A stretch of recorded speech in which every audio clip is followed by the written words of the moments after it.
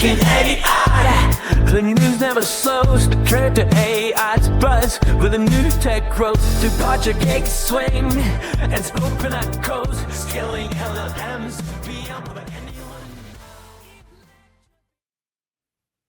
Hello and welcome to the Last Week in AI podcast, where you can hear us chat about what's going on with AI. As usual, in this episode, we will summarize and discuss some of last week's most interesting AI news. I am Andrei Kurenkov, one of your hosts.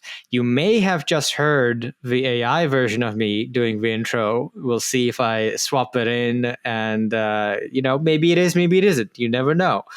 But for a bit of context, I did a PhD studying AI at Stanford. Now I work at a generative AI startup. I think you might have found a loophole there, Andre, where everyone's always saying you need to disclose when you use AI. You're saying, I'm not saying I did. I may have. That may have been. You're kind of sneaking through. That's pretty good. Actually, that announcement makes me just a little bit nervous too, because one of the things I wanted to mention was, my name is Jeremy Harris. You know that if you listen to the podcast, co-founder of Gladstone AI national security company, all that jazz. So my wife is expecting a baby with a due date in mid-September. So it's very comforting to hear, as my human requirement for some time to deal with the immediate aftermath of the birth is going to intersect with AIs that can replicate my voice perfectly. So we're feeling very, very comfortable with our jobs here at Last Week in AI. And we will absolutely cover this stuff in a neutral way, because we are not biased by the fact that these AIs are coming for our jobs. And it must be said, our children.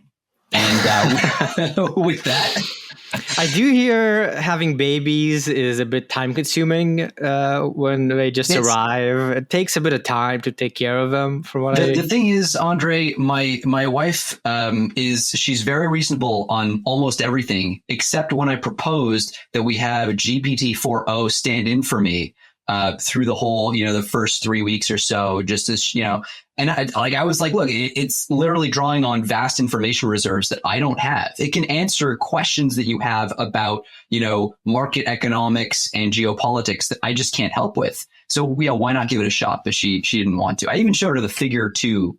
I know, exactly. As we'll cover, there's a humanoid robot that has GPT now. I don't know why you would oppose to that being your babies personally, but I guess not everyone is that excited about it. And our listeners say that I'm biased against mothers. I don't know where they get this. I don't know. Sorry, guys, that was a joke that came from last episode. What is up with these in-jokes we got? Because moving on to the quick mention of listener comments and feedback, actually, we had a review on Apple Podcasts. Title is Very Pro Motherhood. Okay. And, keep it going, guys. Also AI stuff, but not at the cost of covering the Motherland experience. So there you go. Here's your Motherland content for this week. I really appreciate that. I'm glad that we're getting the listeners duking it out in the comment section about whether or not we're pro-mother. That's where we want to be. Yes, that's what we care about here at Last Week in AI. And actually, next one, also an Apple review. Thank you for that. Says the most substantive AI podcast out there. If you're a new listener, it may not seem like it, but when we do get to the news, perhaps we'll justify that. And just 2 more YouTube comments, and I've loved seeing YouTube comments come in. Please do keep that going. First one is saying that apparently Jeremy's positivity is why I watch each week. So, Jeremy, you're the reason some people watch. So I'm sure this listener would be glad to have you back. This episode, by the way, will come out pretty quickly after the previous one. I'm still a bit behind, so I'm going to try and catch up. We just need that figure 3 to come out. Podcast editing capabilities, Andre. Yeah, that I wish we had that. And the last comment is, there was a question on YouTube. Do we have any tips that would integrate with other services? So for instance, ask an AI to generate a business plan, and then it includes a website, creates a Facebook and Insta page. So basically, it sounds like an AI that can do not just one thing, but multiple things all together. And this is a tricky one for me because I do think for individual things like generating a business plan, starting a website, creating a Facebook and Insta page. We have AI for each of these things individually. So far, I don't think we have kind of a unified way of doing this. And I think that's what a lot of the agentic startups and efforts are going toward, is you spin up an agent that is an AI agent. You tell it, generate a business plan, start a website, create socials, make AI posts on these socials. And then the agent, using APIs, using something like that, goes ahead and does all of those things for you by itself. So we're not there yet as far as doing this. You have to basically create your own script with Python to use various services, and you can use ChatGPT to go ahead and write such a thing. But off the shelf, I think we're not quite there yet. Yeah. And if you're going to set that up to one of the problems you'll run into pretty fast, we've talked about this a lot, but these agents often they may have fairly low failure rates on individual steps in their process. Like they may, 90% of the time nail the steps in whatever the overall goal is to set up a website and a business. But when you add up those probabilities of failure, like it only takes one to kind of like interrupt the whole flow. Now I'm being grossly oversimplifying just by calling this one flow, but you get the idea. So anyway, this is an ongoing problem. We'll be talking about it today, actually, in the context of some of the audits that were done of GPT-4o. The model card came out like this morning or yesterday or something. So we'll be talking about that, but that's definitely a hot topic here. Starting with the story, Google's hiring of Character.ai's founders is the latest sign that part of the AI startup world is starting to implode.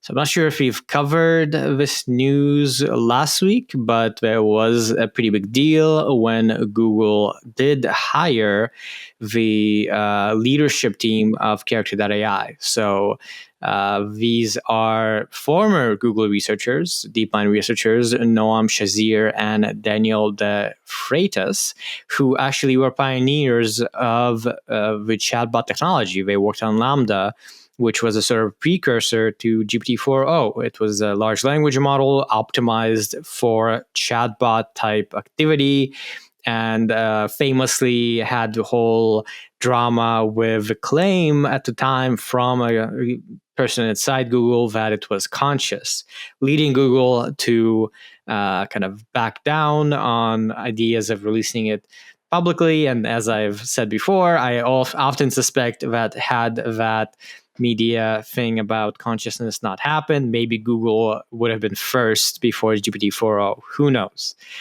And so this is kind of covering that story a bit more in the trend that we've seen. So Google hired the founders of Character.ai.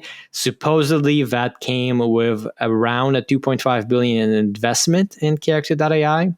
Similarly, we've seen Microsoft buying out essentially Inflection AI, and with that, the hiring of the founders of that team, and that led to the investors of Inflection AI receiving about $600 million covering these things. So the trend here is that it doesn't seem like these companies are making it work in terms of being profitable. And so these kinds of moves are indicative of basically them needing to continue to take in cash to probably survive. And that does make sense. As we've covered many times with AI models, it's hard to get good margins. They're expensive to run, much more so than any sort of other software. And with a business model of $20 per month subscriptions, you may or may not break even, depending on how much you use it. And Character.ai users in particular are very engaged. People who are spending $20 a month are likely chatting with chatbots a whole lot, possibly enough to offset like us to not be that profitable. So interesting trend going on and continuing on with, in fact, there's going to be another story later this week about, later this episode about Adept being hired by Amazon. So yeah, interesting. I don't know what you think about it, Jeremy. Yeah, I think you're right. I think it's part of a number of trends, one of which I don't think was covered in the article. I could be wrong, but this idea of the motivation behind these kinds of weird pseudo acquisitions, right? We're not seeing Microsoft come in and say, hey, we're going to buy Inflection outright. They do this weird thing where they bring over the CEO and they bring over the staff, but they kind of leave this hollowed out husk of a company to just die on the vine. That's what's happening here with Character.ai. That's what seems to have been happening lately. And the reasoning behind it seems to be because of antitrust concerns. There's a concern that governments are going to go after these companies for these big acquisitions, sort of for consolidating the space. This makes it easier in a sense to say, well, look, we never acquired the company, so there's no actual antitrust situation here. Another trend is that I don't think this was highlighted in the article either, but I think it's important to note, like, all of these companies, so many of these companies that are in this position are founded by former authors of the Attention is All You Need paper, that famous Transformer paper, right, from 2017.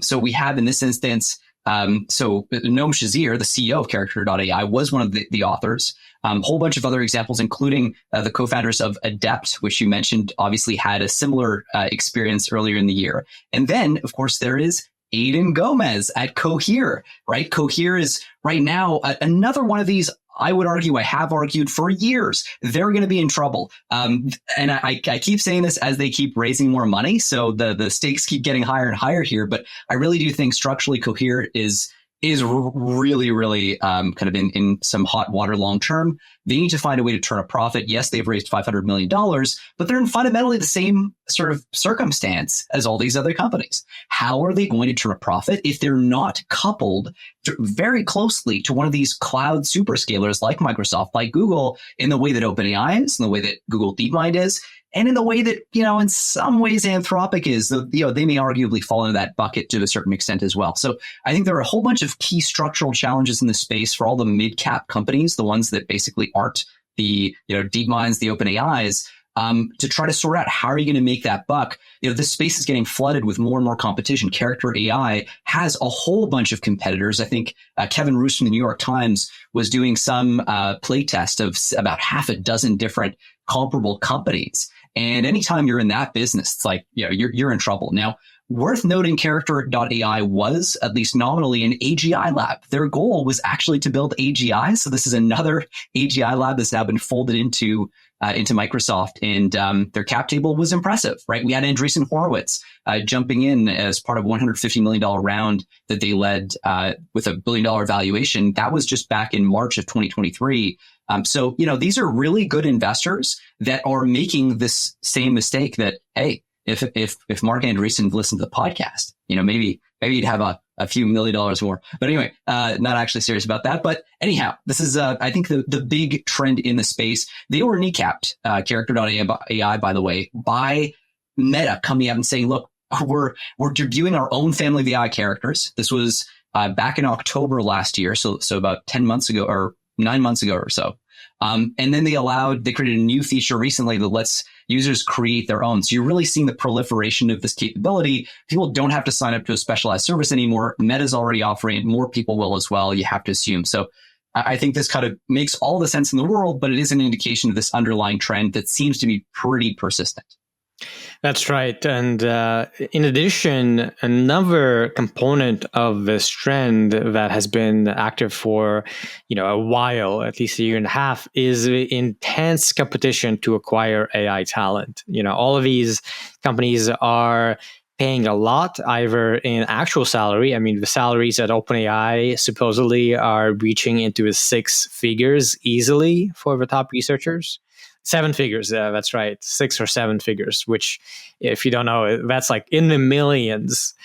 And so this kind of hiring also is indicative of the competition where, just to hire the leadership and most of the talent of Inflection AI, Microsoft paid something like $600 million. So that's a lot of money for an acqui-hire, right?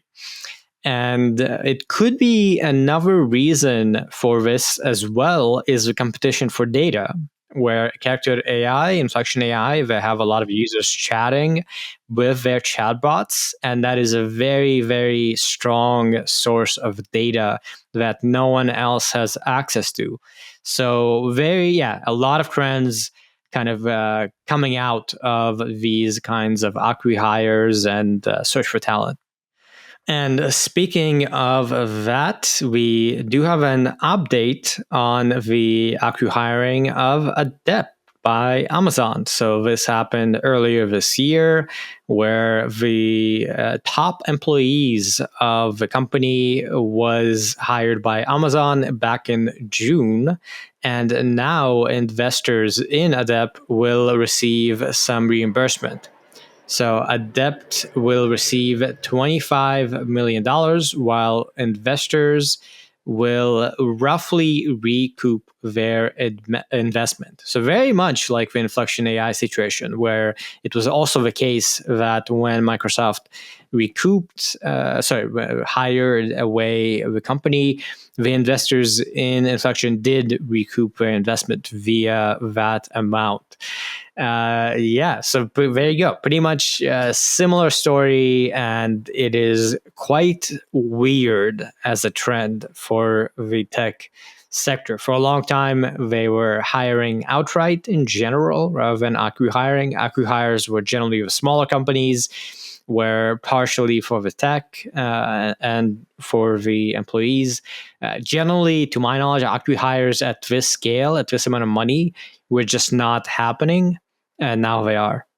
Yeah, the typical structure for an acqui-hire is, like you said, the acquiring company really doesn't care at all about your IP, your product. The view is you have good talent. They want that. So they'll buy the company wholesale and then just basically hollow it out, gut it out, take the employees, but also own the IP. In this case, what's happening is, one important note too, in Silicon Valley, when this happens, it usually happens for early stage startups. So we're talking about companies that have raised, say, on the order of tens of millions of dollars tops, something like that. Right? The idea is here, if you're raising hundreds of millions, there's no way that your value isn't in part your product. Like, that's just would be a very weird notion. It's just that, again, as you say, the talent here is so sought after that you're seeing what is effectively an acqui-hire happening here. When acqui-hires happen, by the way, very, very unusual for investors to get their money back. One of the key things about an acqui-hire is it's usually structured so that often employees are taken on board and they're given these very generous compensation packages. And that's the form that the acquiring capital takes. This allows the acquirer to get around having to pay off investors for their equity in the company.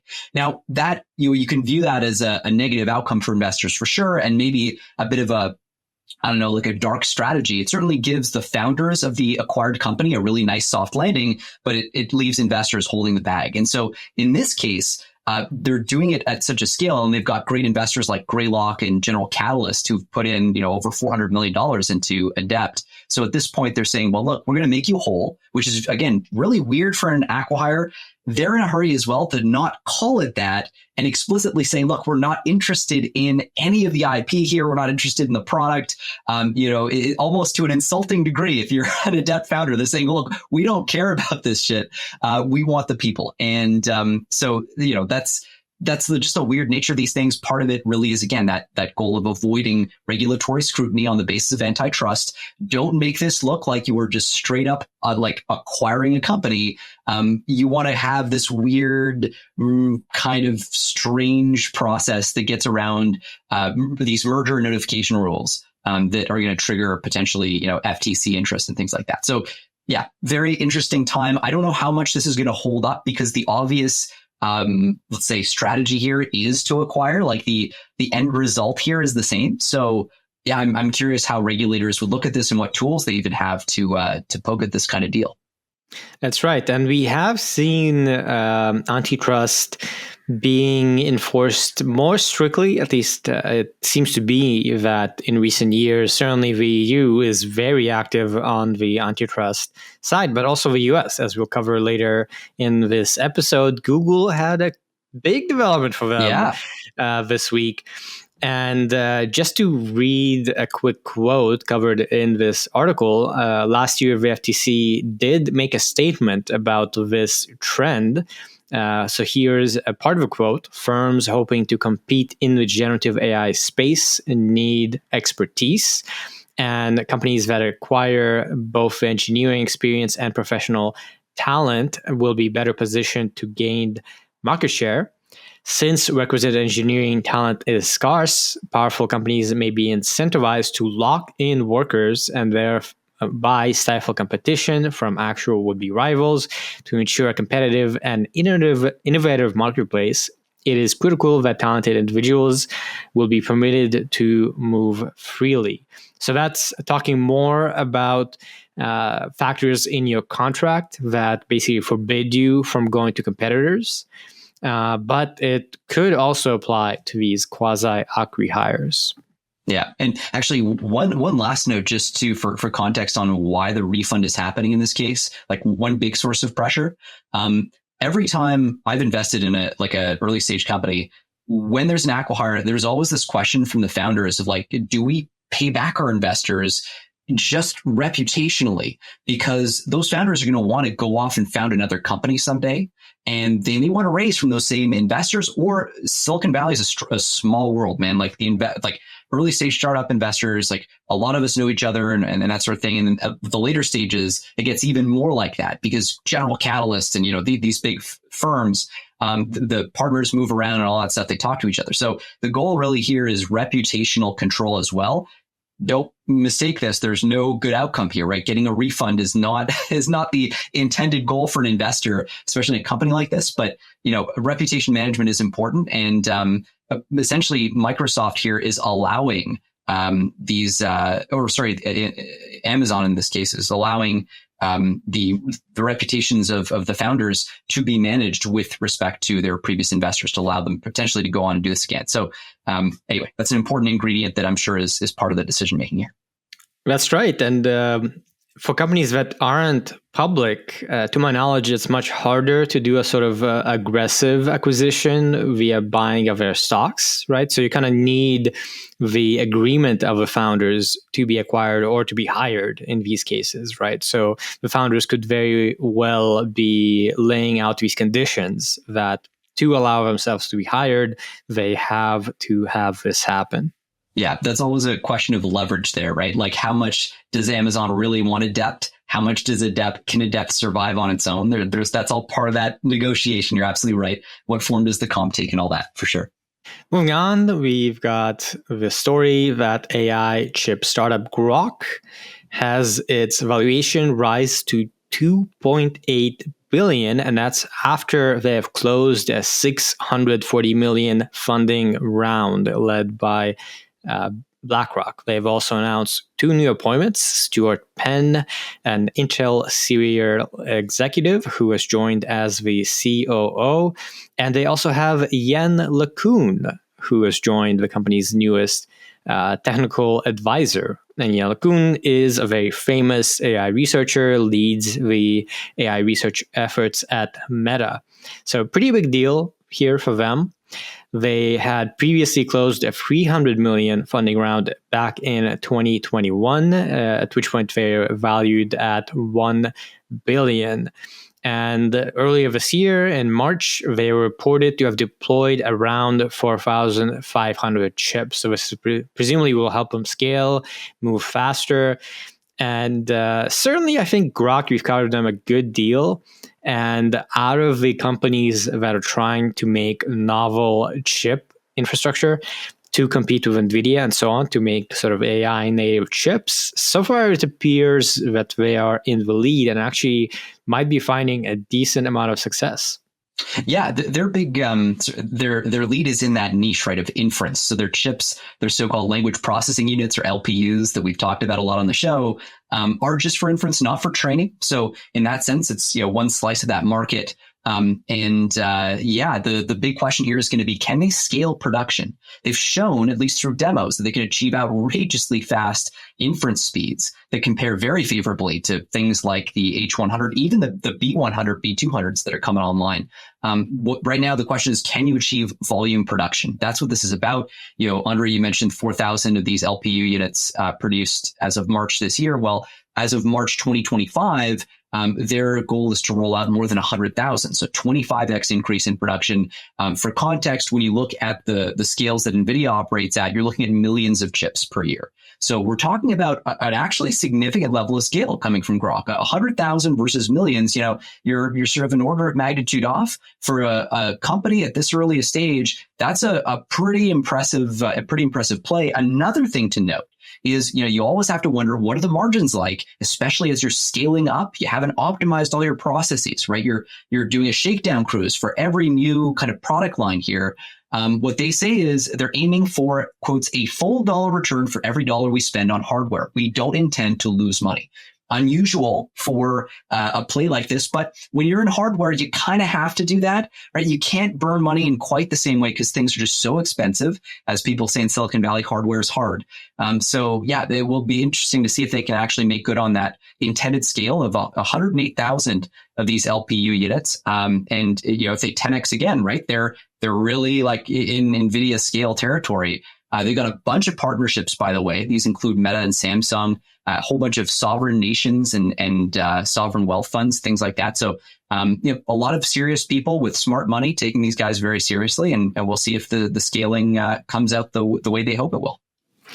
Right. And also, to me, it's interesting. To my knowledge, Groq isn't quite like NVIDIA in the sense that they're using a lot of their AI chips, perhaps all of them, I'm not sure, to have a cloud offering with which you can do inference on open models that are released. So Mistral, Llama, etc. That's their kind of money-making machine. They're competing more so with Amazon and Google in that sense than NVIDIA. They're not selling off the chips. And as we covered before, the big differentiator is their inference speed. They're lightning fast. About, I think the latest benchmarks are maybe 3-4 times faster than if you were to run it on NVIDIA chips. So very significant. And I think still not much competition on that front in terms of inference speed. Of course, a lot of people are trying to compete on that front, but Groq is a clear leader. So that's another advantage, where if you're not trying to sell to customers, you're just scaling up internally. Lots of factors that make that easier to move fast. Yes, some that, in fairness, do make it harder as well, right? Because you've got to have a large enough user base that you can have these really large batch sizes. Like, one of the things that drives down cost of inference the most is being able to process large batches of data in parallel at the same time, right? So you're parallelizing the use. You're getting more value essentially out of your existing units of compute. And one of the challenges for Groq is then you got to be in the distribution game as well. You've got to actually host these models. You got to convince people to use your thing instead of Amazon's thing. You don't have natively that distribution, those massive enterprise deals and all that stuff. So, I think this is, for them, especially given the way their hardware is set up, the memory is really limited. And so you need many, many of these units to be able to hold one kind of, say, Llama scale model. And that's an issue. So it increases even further their need to have very large amounts of throughput to kind of amortize across all those devices that they need to have in their sort of server farm. So yeah, I think all of this is making Groq a very distinct company, and it could be a banging success, or we could find out there are weird issues with this model as it scales. And I think the next couple of months, we're going to learn an awful lot about this. March 2025 is not that far away. Right. And one last comment. There's a lot to say here. They're also competing against OpenAI and Anthropic, right? In the sense that if you use an API for an chatbot in LLM, you're kind of choosing between OpenAI and Anthropic, and in this case, open source models. So for them, it's a very, very big deal that Llama 3 has come out and is on par with GPT-4 and Anthropic, and perhaps that's a great point. A bit of a reason why we've seen GPT-4 costs just plummet down, right? We're in commodity areas, OpenAI very much trying to compete on price to a significant extent. So that's another challenge. Next story is a bit more drama, you could say, from OpenAI, and another trend we've seen. John Schulman, a co-founder of OpenAI, one of their research leads who's joined OpenAI basically out of grad school, has been there since the beginning and was quite impactful in the development of ChatGPT, has left the company to join Anthropic. And once again, I think the reason cited was wanting to focus more on AI alignment and safety. And alongside that, we've seen Greg Brockman, the OpenAI president and co-founder, taking an extended leave until the end of the year to, quote, relax and recharge. And finally, Peter Deng, a product manager who has been at OpenAI since last year, has also left the company. So, maybe a coincidence, maybe not, right? Certainly, it seems like a lot of people in AI safety and alignment want to be at Anthropic, which is not surprising. Anthropic is more focused on that compared to OpenAI and just about any other player. But some of these other high-profile departures are perhaps a bit more surprising. Yeah, absolutely. And it shouldn't be lost on us that we're now on the 4th generation of OpenAI alignment leadership. That's not a good sign, right? We had Paul Cristiano originally was like the head of alignment. He left to start METR, or I guess it's become METR. It was ARC back in the day, or ARC evals then. And then we had Jan Leike, who left following the very public disagreement that he had about the course of OpenAI's kind of progress in super alignment and the extent to which Sam Altman seems not to be living up to his commitment. On the compute side, 20% of their committed compute as of about a year ago to super alignment. So he left. And now we've got John Schulman. I remember watching him on the Dwarkesh Patel podcast. He gave this like long interview. This was shortly after, I think, Jan Leike was it after he departed? Anyway, it was in the context of all that.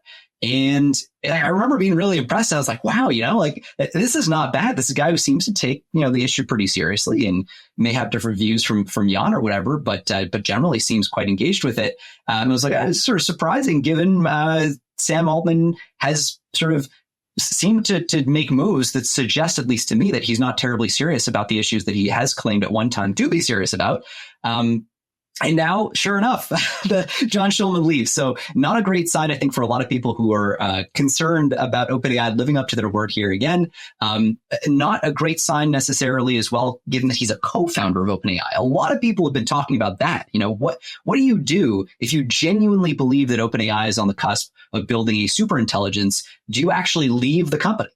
Right? That seems like a weird move for somebody to take if they genuinely thought that OpenAI was on course to do what they seem to think they're on course to do. Now, I personally don't take stock or take too much stock of that. That's not the wrong expression. But anyway, I don't take that argument too seriously. I think just based on talking to folks at OpenAI, they very much seem confident. And I haven't seen that change. I think you gotta wait. The thing with scaling is we get to discover what the scaling curve can do only every 2.5 years, right? It was 2.5 years between GPT-3 and GPT-4. So we've got a year to go before GPT-5 on that schedule. So we're actually not behind schedule, but people seem to forget, like the scaling curve just, it takes a while to get to the point where you can actually discover what that next point looks like. So I suspect things are actually going technically better at OpenAI than most people realize. I wouldn't be surprised if we see something impressive come out from them in due course. But this does seem to reinforce that narrative that on the safety side, OpenAI is sort of less than serious on, or at least at the level that they've claimed they would be. At least that's my impression personally. The product departure is interesting. The Greg Brockman departure, again, a lot of people reading a lot into that. I'm not so sure that is an indicator either.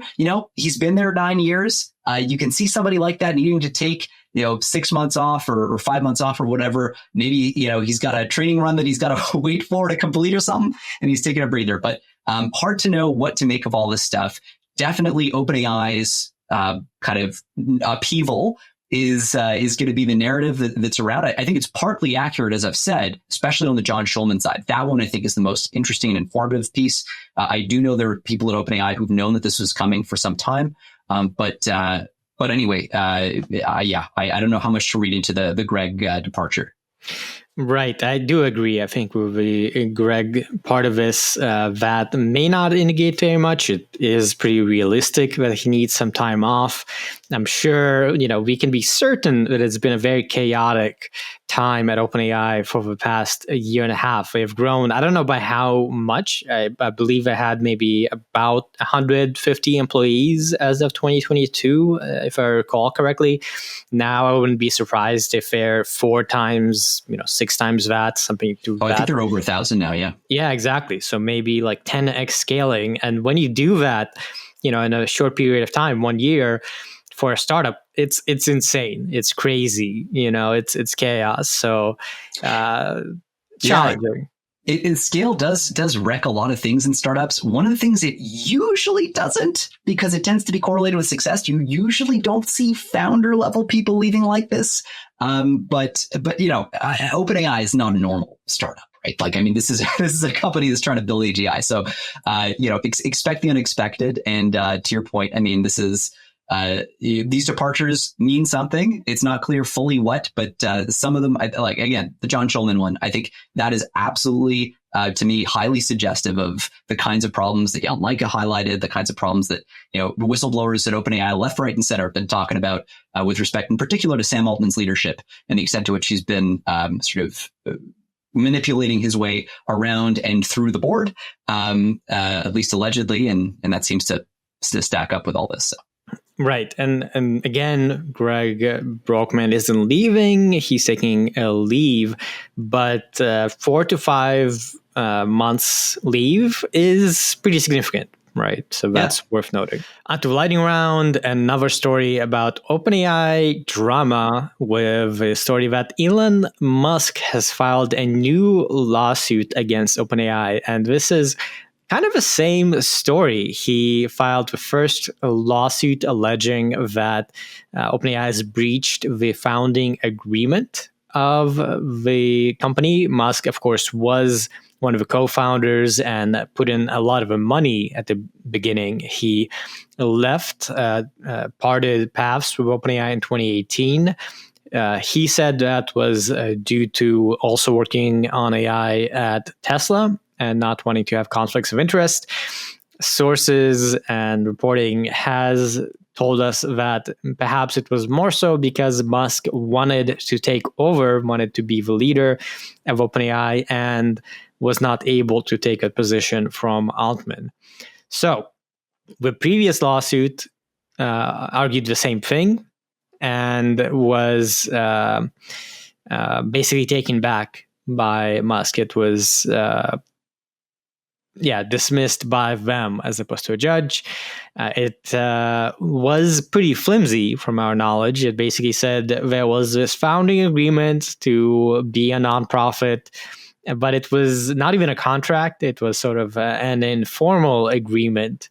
So at that point, OpenAI had dismissed Musk claims as incoherent and frivolous in a blog post that included Musk's emails. This lawsuit is about twice the length of the first. It was filed in a federal court in California, and also claims that OpenAI is engaging in racketeering activities.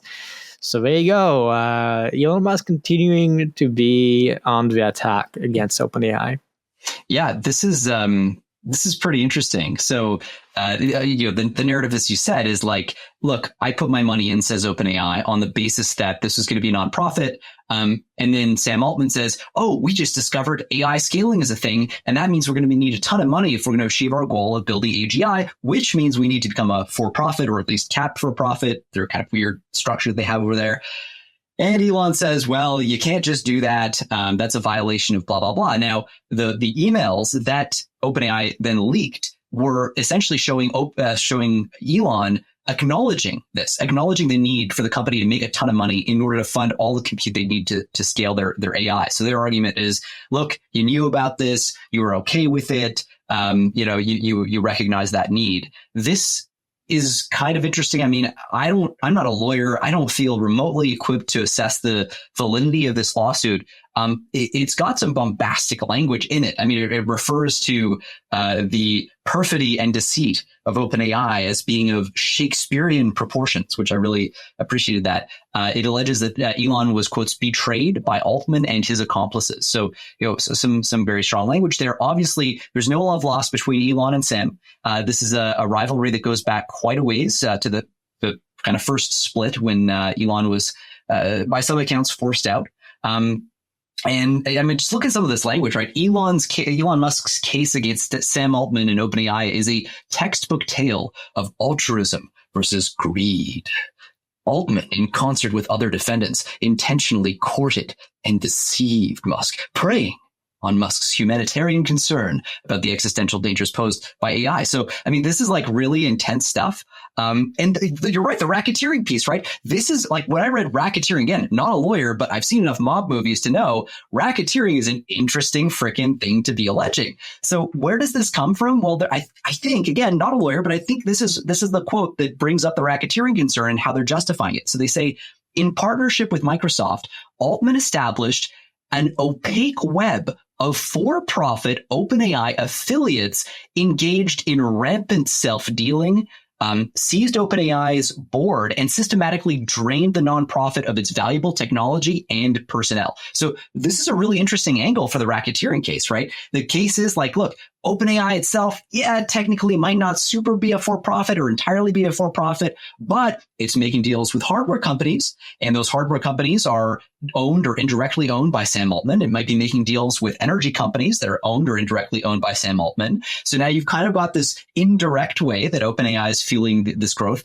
The idea of its technology, especially personnel, being siphoned off, maybe this is an allusion to that kind of power play where, Altman threatened to leave OpenAI for Microsoft because Satya invited him over and bring all the researchers with him. That didn't actually end up happening, but certainly was threatened. I don't know. But I just thought the racketeering piece was really interesting. And it seems like as good of a case as you could make in this context for that kind of charge. And next, again, about OpenAI indirectly, but a bit less dramatic. The story is about Figure, the humanoid robot company, which has unveiled the Figure 02, the successor to their Figure 01 humanoid robot that was unveiled just last year. This one was developed in partnership with OpenAI, which helped Figure raise a $675 million Series B round back this February. And as we sort of knew back when this was announced, the idea is that Figure 2 is powered by ChatGPT when it comes to intelligence. And now we know also for generally natural speech conversations, of course, which plays in nicely into a GPT-4o announcements from OpenAI and the development of real-time voice chat from that model. So pretty, again, a trend we've seen for the last year is a lot of investment in humanoid robotics, a lot of rapid progress in humanoid robotics. There's quite a few competitors, 1X, Agility, others that are trying to build humanoid robots. Of course, even Tesla is investing a lot in this direction. So there you go. It's pretty exciting for me. And apparently Figure 2 has undergone a ground-up hardware and software redesign, has a bunch of cool hardware on there, and certainly looks cool. Which is the most important thing. The hands, apparently hands are a key differentiator. And so I'm always amused, like I'm more on the kind of the model side, the capability side, scaling, all that jazz. So when it comes to the extent that I focus on hardware, it's always about, right, the processors and that sort of thing, not the robots. And so I keep surprising myself at how little I know about robotics. One of the things apparently is that there's a camp of people who think human-inspired hands are way too delicate and just over-engineered. And so there's this debate as to whether you should kind of optimize for human-like hands or not. Figure is making their whole thing human-like hands. We're just kind of diving into that, going to try to make it a thing. So Figure 2 has, there are a lot of videos. You can kind of see them that emphasize heavily the hand dexterity, that sort of thing. The other thing that I didn't really clue into, it was just in this article that they put enough of this together where you're like, okay, I can see the trend. So car manufacturers seem to be, for whatever reason, the go-to early use case for these kinds of robots. Figure is beginning pilots with BMW, apparently. And apparently so Figure 2 robot has already been over to a bunch of BMW plants in North Carolina to kind of collect data. But they mentioned Agility, Apptronics, Sanctuary AI, all of which have similar pilots with car makers. And when they said that, I was like, oh yeah, they do. I never connected those dots. So that's, and then you said Tesla. Well, yeah, Tesla Optimus. That's kind of where that comes from. So anyway, for whatever reason, that is the high margin, low hanging fruit application, it seems, for these kinds of systems, which I thought was pretty interesting.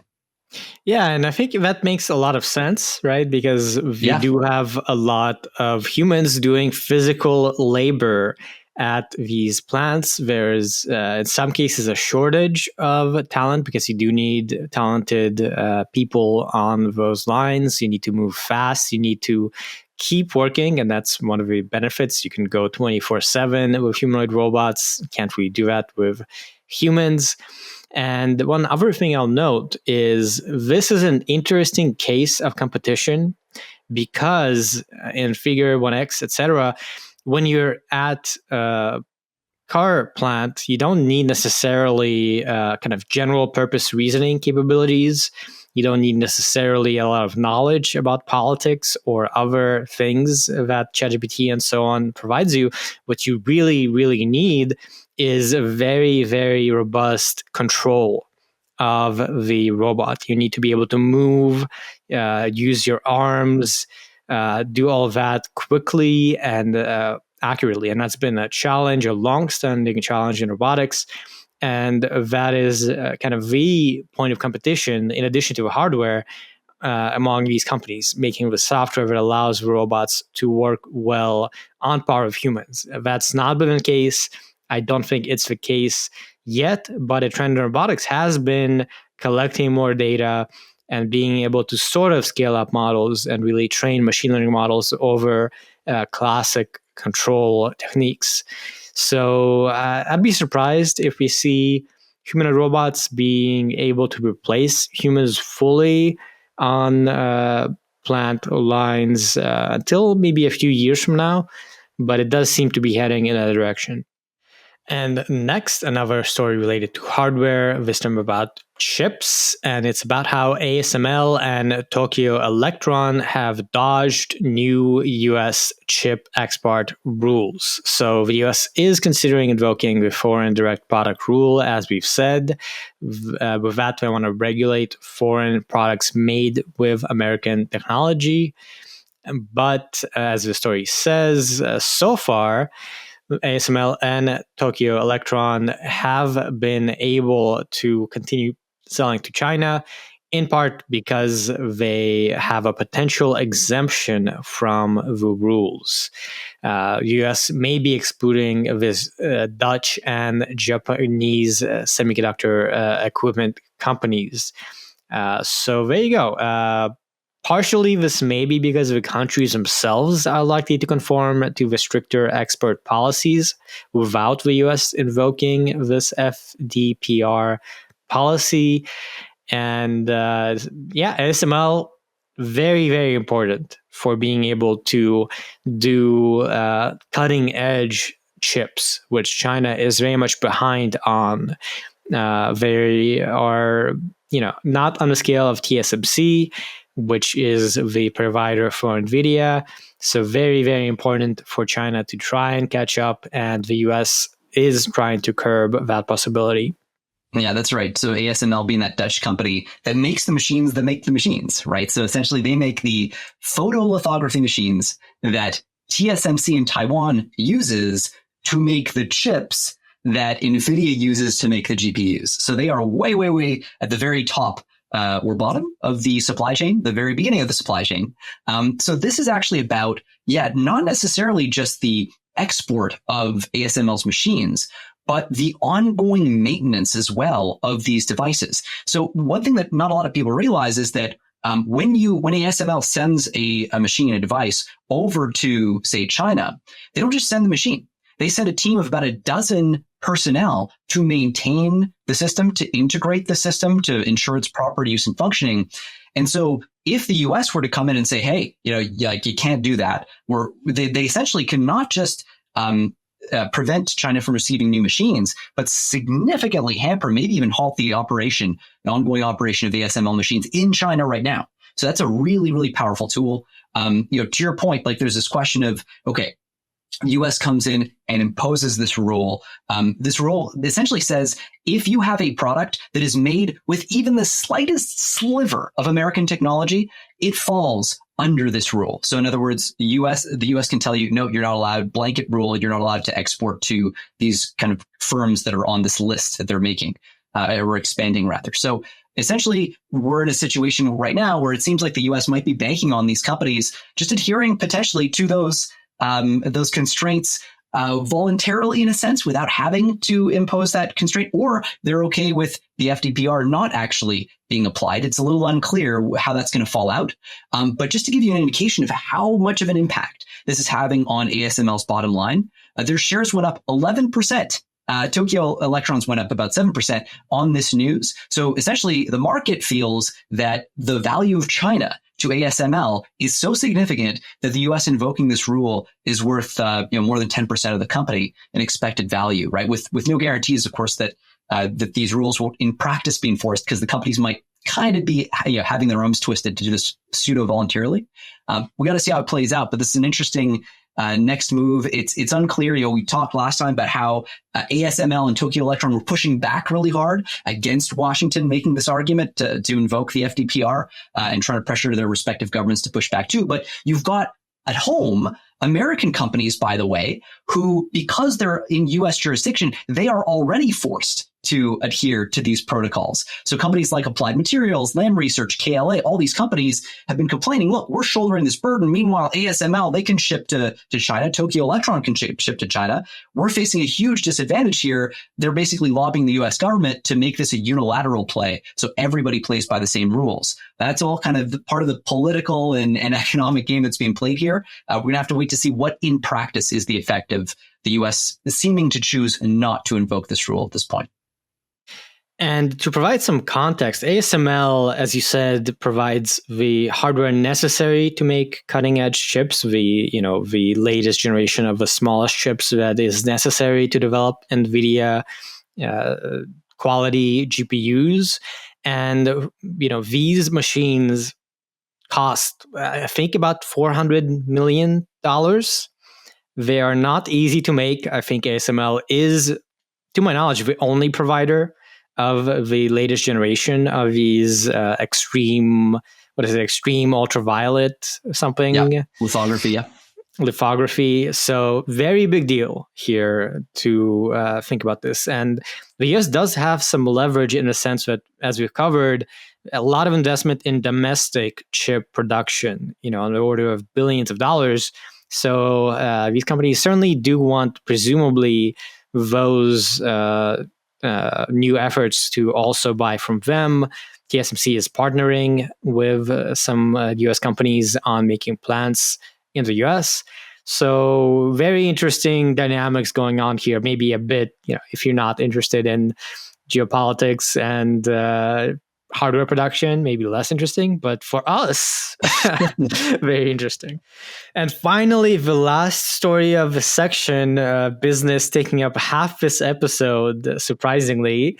The story is that OpenAI has reportedly led a $60 million round for webcam startup Opal. So this company is developing consumer electronics for high-end webcams. These are $150 webcams. They have one that's called Tadpole, and it's designed to clip onto laptop monitors, and really small, really kind of pretty, and very high resolution. Now, that is not an AI product. So the suspicion is that they will now work on an AI product given the investment from OpenAI. Yeah, apparently, so Opal has actually done some, AI integrated devices in the past. So this, wouldn't be completely out of left field for them. Not that this tells us anything about what they're planning to do next, but prior to launching their kind of latest thing, which is webcam called Tadpole, it's $150, kind of their flagship product. Before that, they had a webcam called the C1. It was twice as expensive and used some AI tools basically on board to optimize for the quality of the video that it captured and to do some background blurring effects, that sort of thing. That's about as close as it gets to AI natively at this company. So that leaves us with a lot of open questions. Obviously those don't seem like obvious OpenAI flavored things, but we'll see what ends up being made of this. Right. And it, again, follows on a trend. Sam Altman in particular seems to be a big believer that AI-powered hardware is important. So we've seen them invest in Humane for the infamous Humane AI pin. And here's another example of that, investing in this AI device. We've also seen, reports of the designer of the iPhone, Johnny Ive, possibly working with OpenAI on another AI consumer device. So far hasn't really worked out. We'll see if one of these companies finally nails it. And we are now done with business, moving on to tools and apps, starting out again with OpenAI. And the story is that OpenAI has cut GPT-4o prices again and has also launched structured outputs.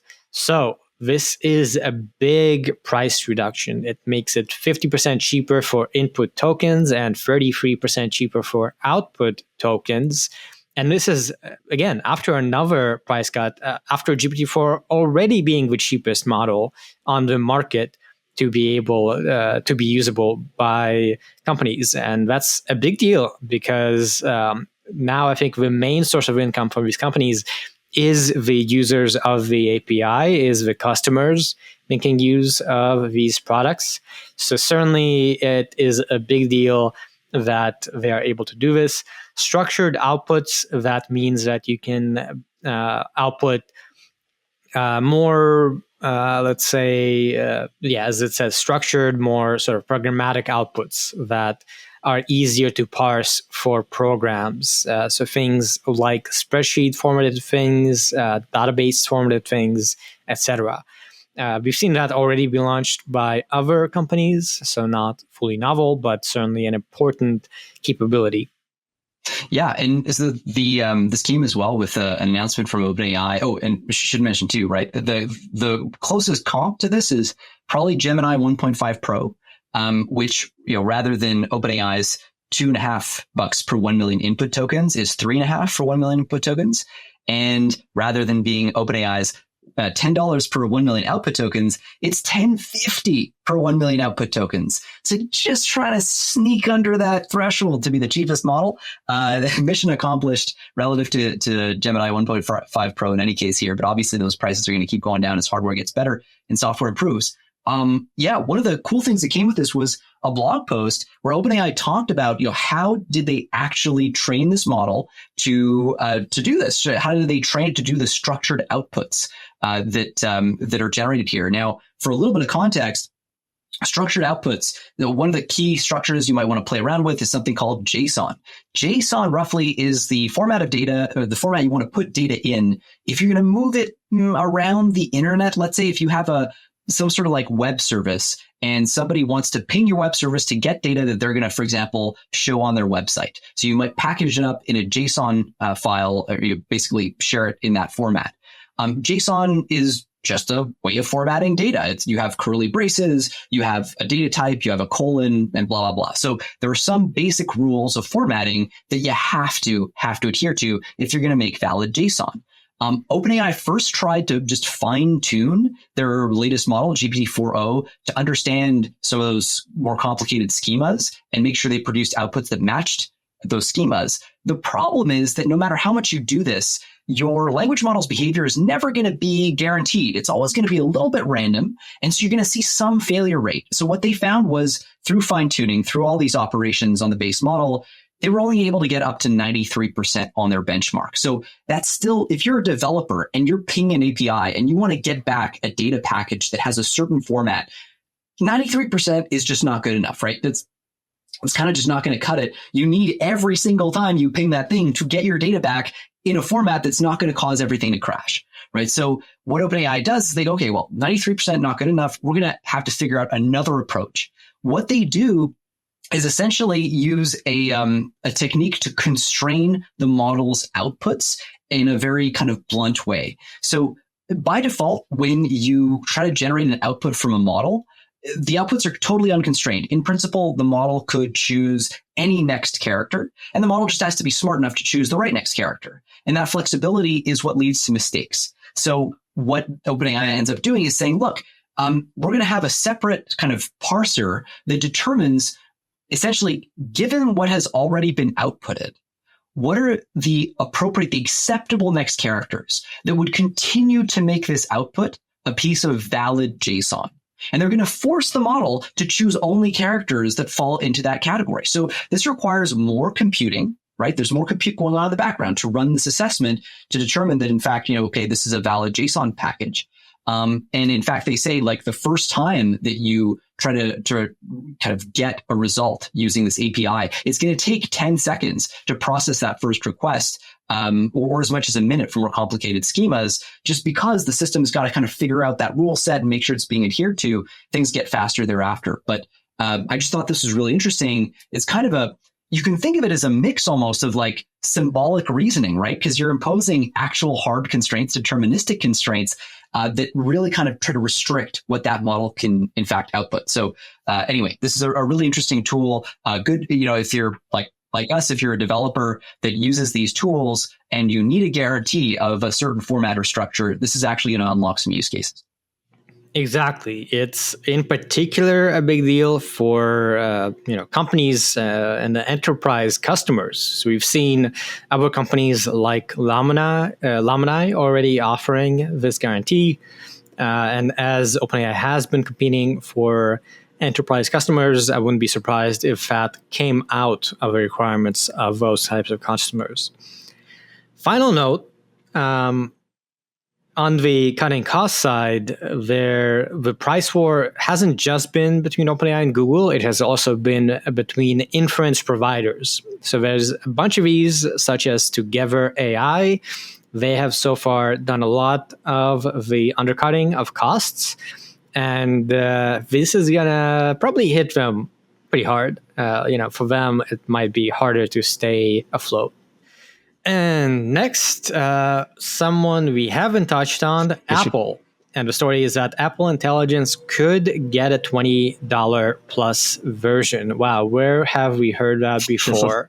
So this might be named Apple Intelligence Plus, would offer extra features for a monthly fee. Now, this is still kind of reportedly, we don't know if that's the case, but seems probably not unlikely. And yeah, this seems to be the universal model, $20 for better models and more features. Apparently, the challenge they're looking at here is if they're going to introduce a paid subscription, most iPhones are not going to run the Apple Intelligence capability. So as a result, they're going to have to find a way to convince people, because people with the older only users with one of the kind of newer phones are actually going to have to pay. So anyway, it's going to have to find a way to convince people to upgrade to cover all that cost. So we'll see. I think Apple, playing from behind here. We're seeing them lean on a lot of third-party products, which is not necessarily a bad play. There is a world where the value accrues at the hardware level, and that becomes the least fungible thing in the ecosystem. And maybe that's it. Maybe Apple ends up winning without having to play this game, but we can't blame them for trying to spin up this sort of business model, just if only so that they can have part of the company that responds to those incentives, that's heavily incentivized to push forward on AI capabilities and product integration. And by the way, the other subscriptions at $20 per month I was referring to, that's OpenAI, that's Anthropic, that's Google, that's Perplexity. It seems like now you kind of have to go at 20, you can't go above it just because everyone else is going for 20. On to just a couple more stories a bit more quickly. We go back to Amazon, and the story is that Audible is testing an AI-powered search feature. This is supposedly called Maven and will be used to help users find specific audiobook titles based on natural language processing. They are also playing around with some other features like creating AI curated collections and AI generated review summaries. So there you go. I guess probably not too surprising. This is currently only available to a select group of US customers on your phone and is limited to a subset of the audiobook library. So they're just starting to roll this out, but likely going to be a feature that will continue to expand.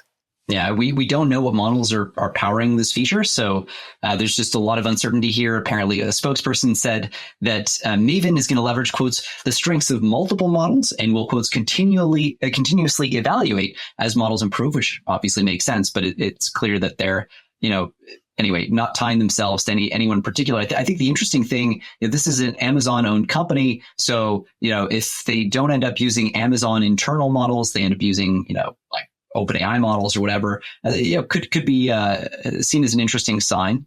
And there has been apparently a report recently that thousands of AI voice audiobooks are being listened to by Audible users. So they sort of add this as a side note in this article. I thought that was kind of noteworthy. It tells us something about the actual market value of this tech at this point. So lots of jobs under the gun these days, it seems. Next, a very similar story. It is that Reddit is going to test AI-powered search result pages. So this is seemingly coming later this year, and these AI-powered search results will provide users with AI-generated summaries of the top search results. I guess now that's everyone, right? We got Google, we got Bing. Perplexity, of course, is that's their whole product. Audible is seemingly doing this. Now Reddit is also jumping on the train, and this is perhaps not surprising given that Reddit has partnered with OpenAI back in May. So, pretty clear application of ChatGPT there.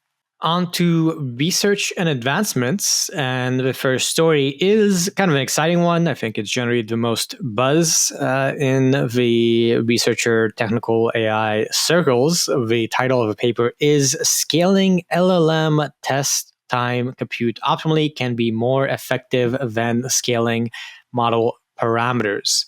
So basically what this means is the inference time, the test time, inference time, compute is after training, when you actually run your model, how much do you allocate to that? And we've seen many ways in which you can allocate more compute. You can run additional models and combine their outputs. Here, they analyze two mechanisms. So they say you can search against dense process-based verify reward models. So not dissimilar to the OpenAI structured output technique. And you can also update the model's distribution over the response using that reward model. The story is apparently that the compute optimal strategy can improve the efficiency of test time compute scaling by more than 4x compared to a best of n baseline. And in a flops matched evaluation, in a evaluation that has the same amount of compute, they did find that on problems with they found that even when you use a smaller base model for a problem, if you do use the right test time compute, you can outperform a larger model by up to 14 times. Yeah, this paper is, I think, it's badly needed. It's the paper that I personally was waiting for a long time. I know we've talked about on the podcast a lot, this idea of a kind of exchange rate between the compute that you use during training and the compute that you use at test time or at inference time, depending on how you want to phrase it. And there have been a lot of papers that show that you can kind of trade them off. You can choose to invest your marginal operation or your marginal flop in training the model more, or in making the model think harder after it's been trained, but focusing on the particular problem you've just fed it, the particular prompt.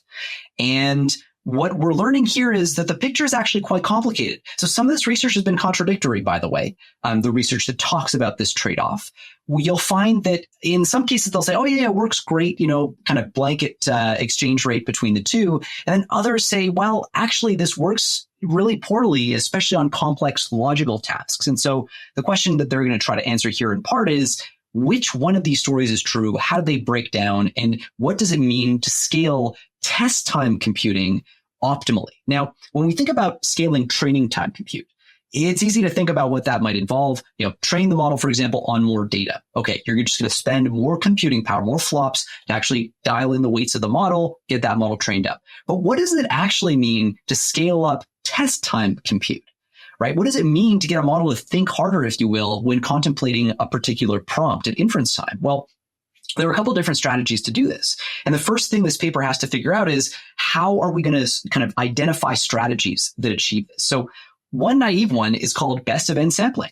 And this basically means you give the model a prompt, and then it's going to generate n outputs, a bunch of different outputs in parallel to respond to the same prompt, and then find a way to select the one that scores highest according to some reward model or some verifier model. It's going to review them and kind of go, okay, yeah, that's the best answer. And then that's the answer you use, right? So there you can see how, yeah, okay, that does involve putting in more compute at inference time, at test time.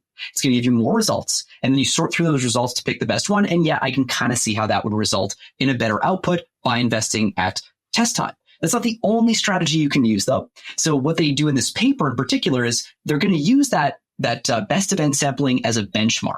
So that's what they're going to compare all their strategies to. But the strategies they're going to explore most deeply are going to involve taking, because this is Google, they're going to take a fine-tuned version of the PaLM 2 model, which is a Google language model. They're going to fine-tune it to revise incorrect answers to math problems pulled from the math benchmark. And so the idea here is, okay, let's make a model that takes in a prompt for a math problem that we're going to solve. It generates an output. Now this model is going to be fine-tuned to look at that output and revise it, and to try to make it a bit better once the whole output is produced. That's one strategy, right? Now, a second strategy would be instead to look at the correctness of individual steps along the reasoning chain using what's known as a process-based reward model. We've talked about those before.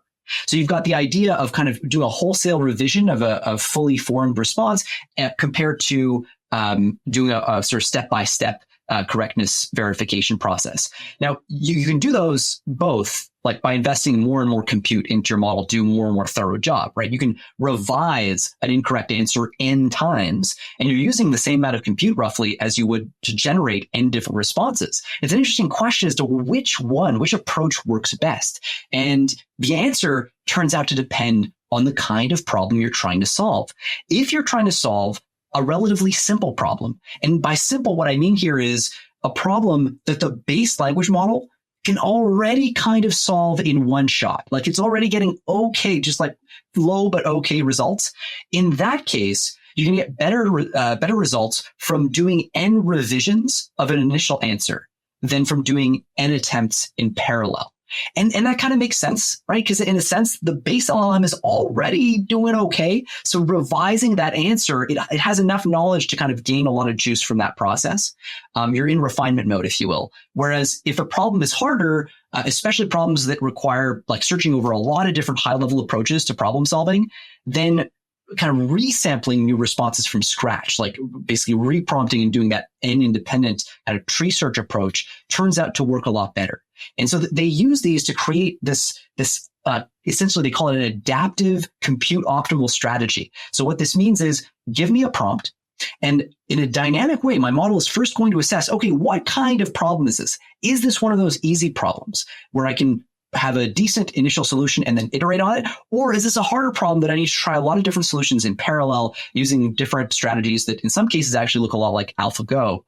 So it sorts those into those buckets and then it implements that solution. Using that technique, they reduce the compute requirements by 4x, by fourfold relative to their naive baseline. So this is really, really interesting. It has a lot of implications for the future of AI, because if you're going to take a system and have it run as an autonomous agent over long periods of time, that implicitly means you've already trained the model. You're now looking at test time compute, finding ways to optimize how the model solves problems in real time. The last thing that's worth flagging, and this wasn't mentioned in the paper, but I think it is a trade-off worth keeping in mind.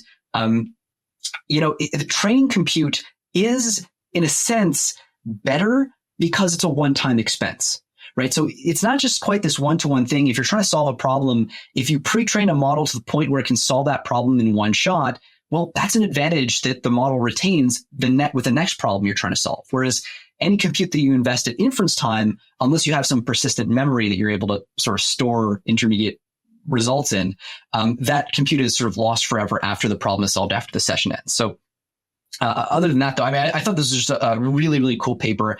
It is the paper I've been waiting for in so many different ways. So it's really exciting to see it out there.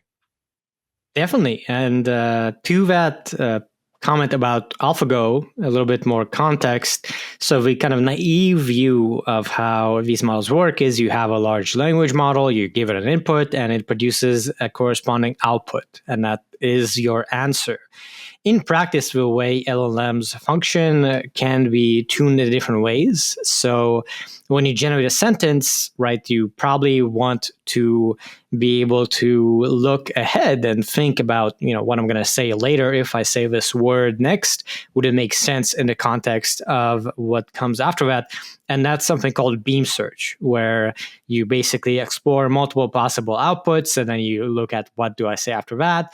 And then similar to AlphaGo is like, what is the final outcome? Is the final outcome something that looks correct?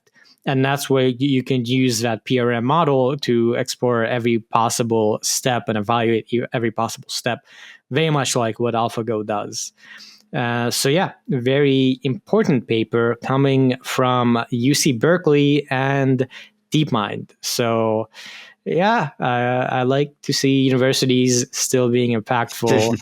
In this case, this was a person from UC Berkeley having an internship at Google DeepMind. So perhaps technically fully DeepMind, but universities are still the place where the people who go to DeepMind and Meta and so on, the researchers originate from. And speaking of DeepMind, the next story is again from them and is on robotics this time, not large language models. The title of it is Achieving Human-Level Competitive Robot Table Tennis. And the claim is they present the first learned robot agent that achieves amateur human-level performance in table tennis, in ping pong.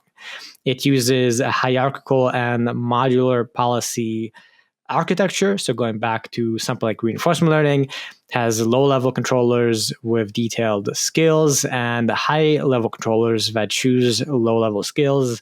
Nothing new there. It's a common architecture. You decide what you want to do at the high level, and you figure out how to do that at the low level. They also are using something called zero-shot sim-to-real transfer. So you train it in simulation, and then you use it in the real world without having to do any real-world simulation. Makes a lot of sense for ping pong. You can simulate the physics very well. You can train against yourself, against AI that isn't trained pretty easily. So maybe less of an impactful paper on the surface, but important to continue training robots, important to transfers from simulation to the real world.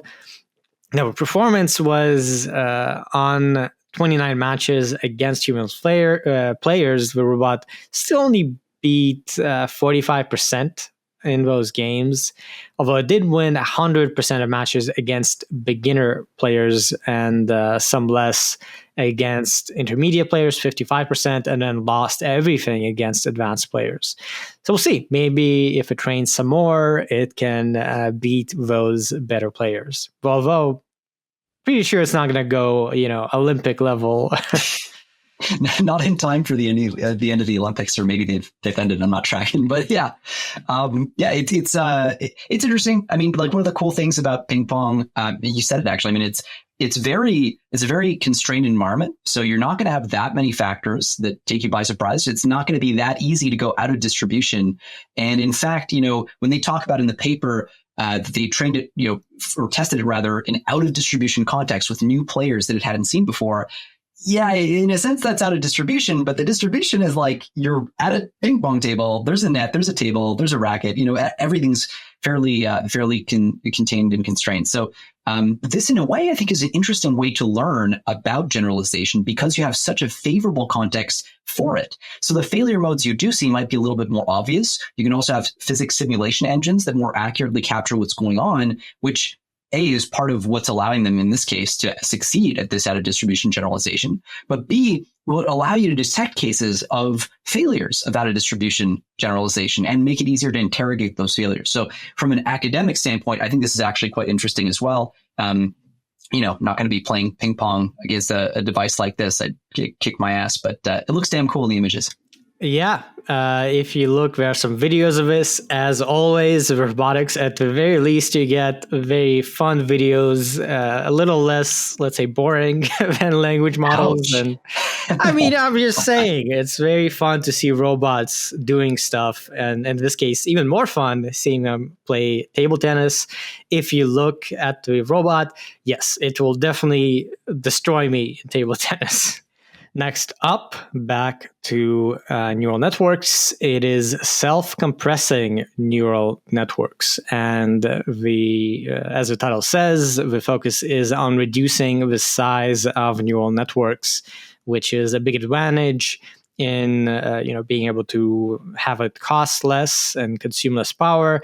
That's been a real trend with big LLMs. We've seen 7 billion, 2 billion parameter models typically being done via distillation.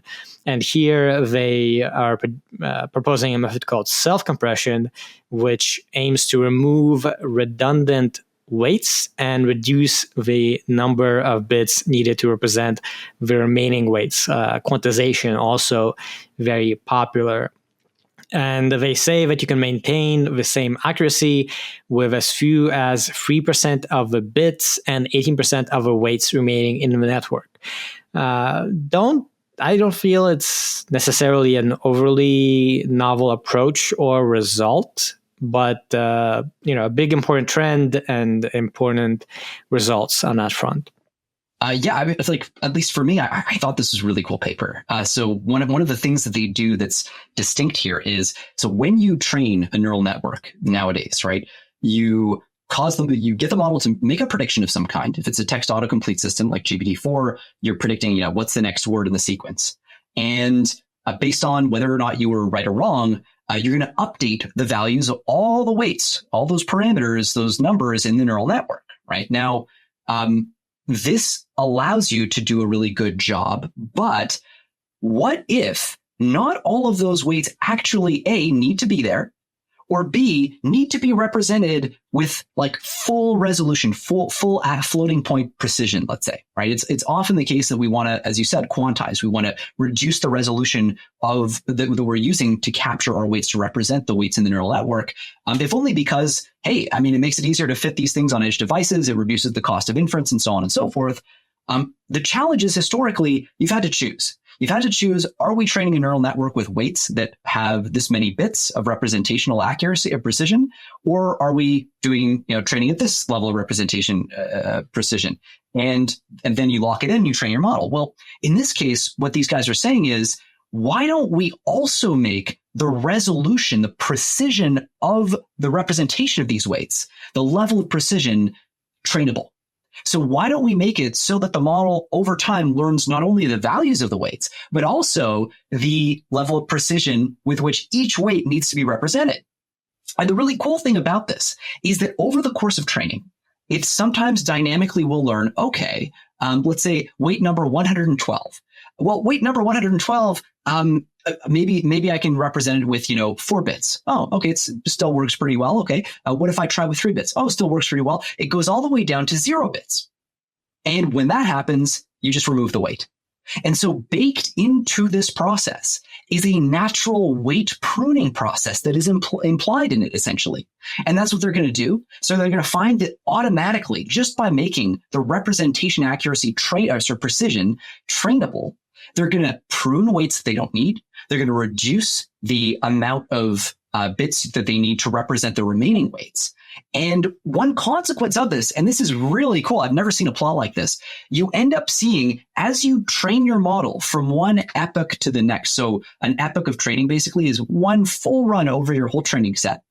As the model trains over multiple epochs, the amount of training time for each epoch actually decreases, because then the complexity of the model is dropping over time, right? We're losing those weights. We're reducing the complexity that we're using to represent the weights in the network. And so the model gets cheaper and cheaper to train as the training proceeds.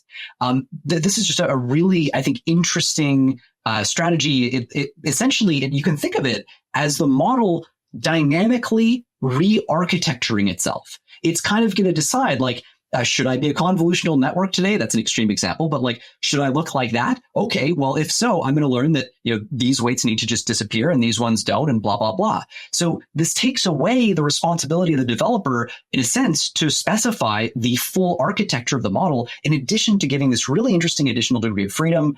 They use an interesting strategy to create this so-called quantization aware training process, QAT, that's based on actually a paper that Yoshua Bengio put together back in 2013.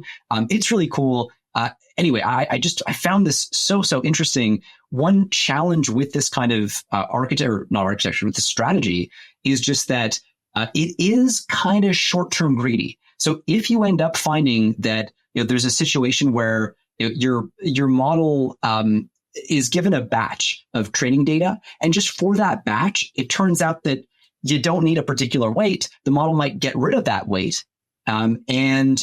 But maybe it was just that in that batch it wasn't useful, and the next batch turns out it would have been. So there's this kind of risk that you discard things a little too eagerly. And I forget the term that they coin or use for that in the paper. They have a sort of something like permanent forgetting or something. So I just thought this was really interesting. Could be scalable. I don't know. The big question, as always with these new paradigms, is how scalable will it really be? But just as a concept, just one of these beautifully simple things that makes you go, why didn't I think of that before? But that's the beauty of human, for the moment, of human innovation. Definitely. And they do compare to a 2022 paper that had a similar idea of figuring out the right bit depths at runtime. They seem to they have a couple of modifications, including be able to round down to 0, so remove weights.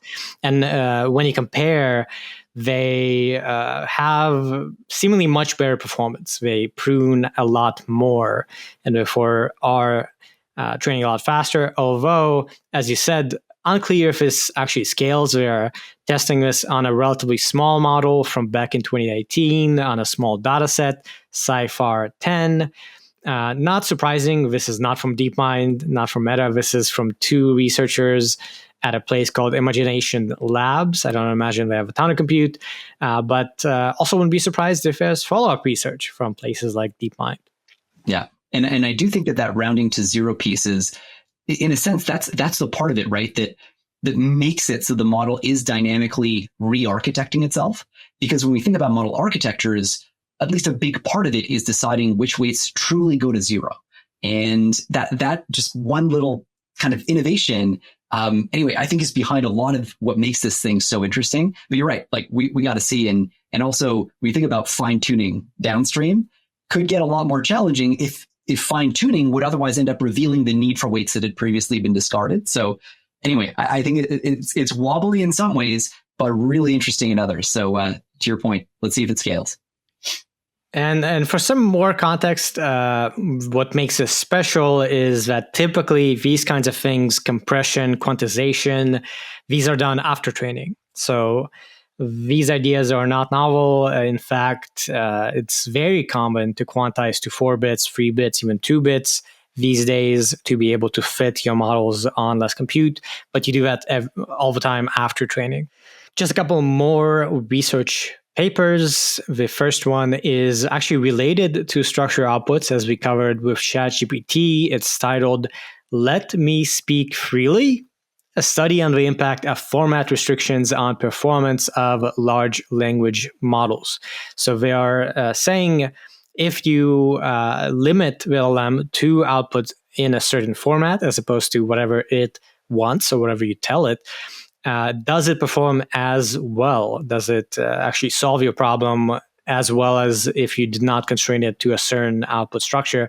And surprisingly, perhaps, they observe a significant decline in LLM's reasoning abilities under structured format restrictions.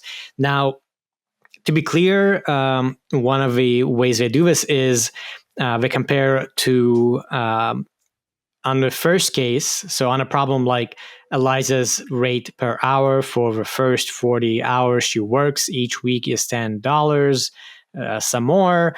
If Eliza worked for 45 hours this week, how much are her earnings for this week? And they say the first prompt is reason step by step, give a final answer. The second prompt is just output the answer in JSON, although you can include step-by-step reasoning in that JSON. So seemingly not too dissimilar, but in practice performs a fair bit worse. So indeed, very interesting and practical result. Yeah, and I think one of the immediate implications of this is that you want to break up those steps of the problem solving and the formatting. Generally, that's not going to be that computationally expensive, just because the formatting is a pretty simple operation. You could probably do it symbolically in different ways, but certainly in most cases, you're going to want to first start by asking your AI system to generate a step-by-step reasoning chain and then integrate it into some kind of JSON format or XML or whatever you're trying to ship. They do show some interesting side-by-sides for different models, for different formats as well. So they compare, XML to JSON to FRI to anyway, a whole bunch of different things. And then they look at what does it look like when you force your language model to generate outputs in those formats, and the problem you're trying to solve takes different forms. What if it's a math problem? What if it's a kind of logical natural language problem? What if it's a problem that involves identifying like the last letter in a sentence or things like that? And you see the task and the format both play important roles. Like I would not have expected that, you ask for the result in XML versus you ask for it in JSON, and one is a lot easier for the model to solve for than the other. That's kind of interesting. It suggests that some of these formats come with what you might think of as like a higher or lower formatting tax, like a computational tax at runtime, at test time, that is different and causes them to then stumble when they actually go to solve the logical reasoning piece because they've invested so much of their reasoning into just the formatting piece. So yeah, thought that was pretty interesting. And another example, I guess, of Moravec's paradox, right? Where tasks that are really easy for humans are sometimes hard for AIs and vice versa. Well, this is a pretty counterintuitive thing. It definitely wouldn't have occurred to me that this is going to be the case. Right. And on average, it appears that XML is the best model. To me, surprisingly, I would have expected to be JSON or something like that. Yeah. Also kind of sad, nobody likes XML. So why is that good? I don't understand like what the hell's going on, because JSON to me conceptually, right, is like, it's just friendlier, more intuitive to use. I don't know. Yeah. My guess is JSON is less flexible. So the restrictions there, it has to be all dictionaries. XML, you can do a lot more with. So could be the reason. And the last paper is titled Berkeley Humanoid, a research platform for learning-based control. So this is a new, reliable, and low-cost mid-scale humanoid research platform built in-house, specifically designed for learning algorithms with low simulation complexity, anthropomorphic motion, and high reliability across falls. Very important for humanoid control. And they say that there's a narrow simulation to reality gap. So you can train in a simulation and then deploy it in the real world. And they are able to do reinforcement learning to be able to control the robot. So there you go. Another humanoid robotics story. Pretty fun, once again, to look at the videos. And moving on to policy and safety, we're going to start with this. I guess you'd call it a story. It's a Twitter thread and then a report. But all the most salient stuff, I think, is in the Twitter thread. So there's this company called METR, and this is an offshoot. So formerly was known as ARC Evals. That stood for the Alignment Research Center. There still is, I believe, ARC, which is the kind of main org that was founded by Paul Cristiano, who is the outgoing head of alignment at OpenAI back in the day. So this is a very, very talented org, and I believe well-funded as well, that does audits for language models. And they actually famously conducted the original GPT-4 audit that showed that GPT-4 could convince a human to solve a CAPTCHA. Anyway, all that jazz. So here we have METR coming back. They've done a bunch of audits of Anthropic models and of OpenAI models. And they're just kind of introducing us to their approach, their strategy. A lot of what they focus on is these autonomy evals, these survival and flourishing evaluations, basically seeing, can an agent, for example, self-replicate?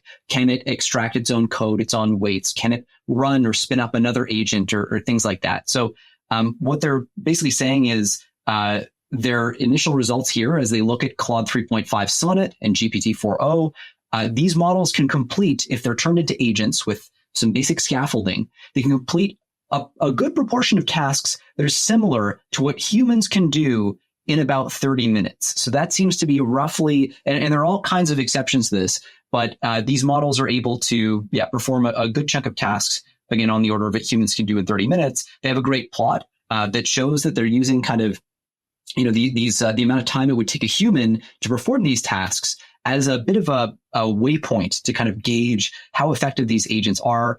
They've got a whole new suite of autonomous capabilities evaluations.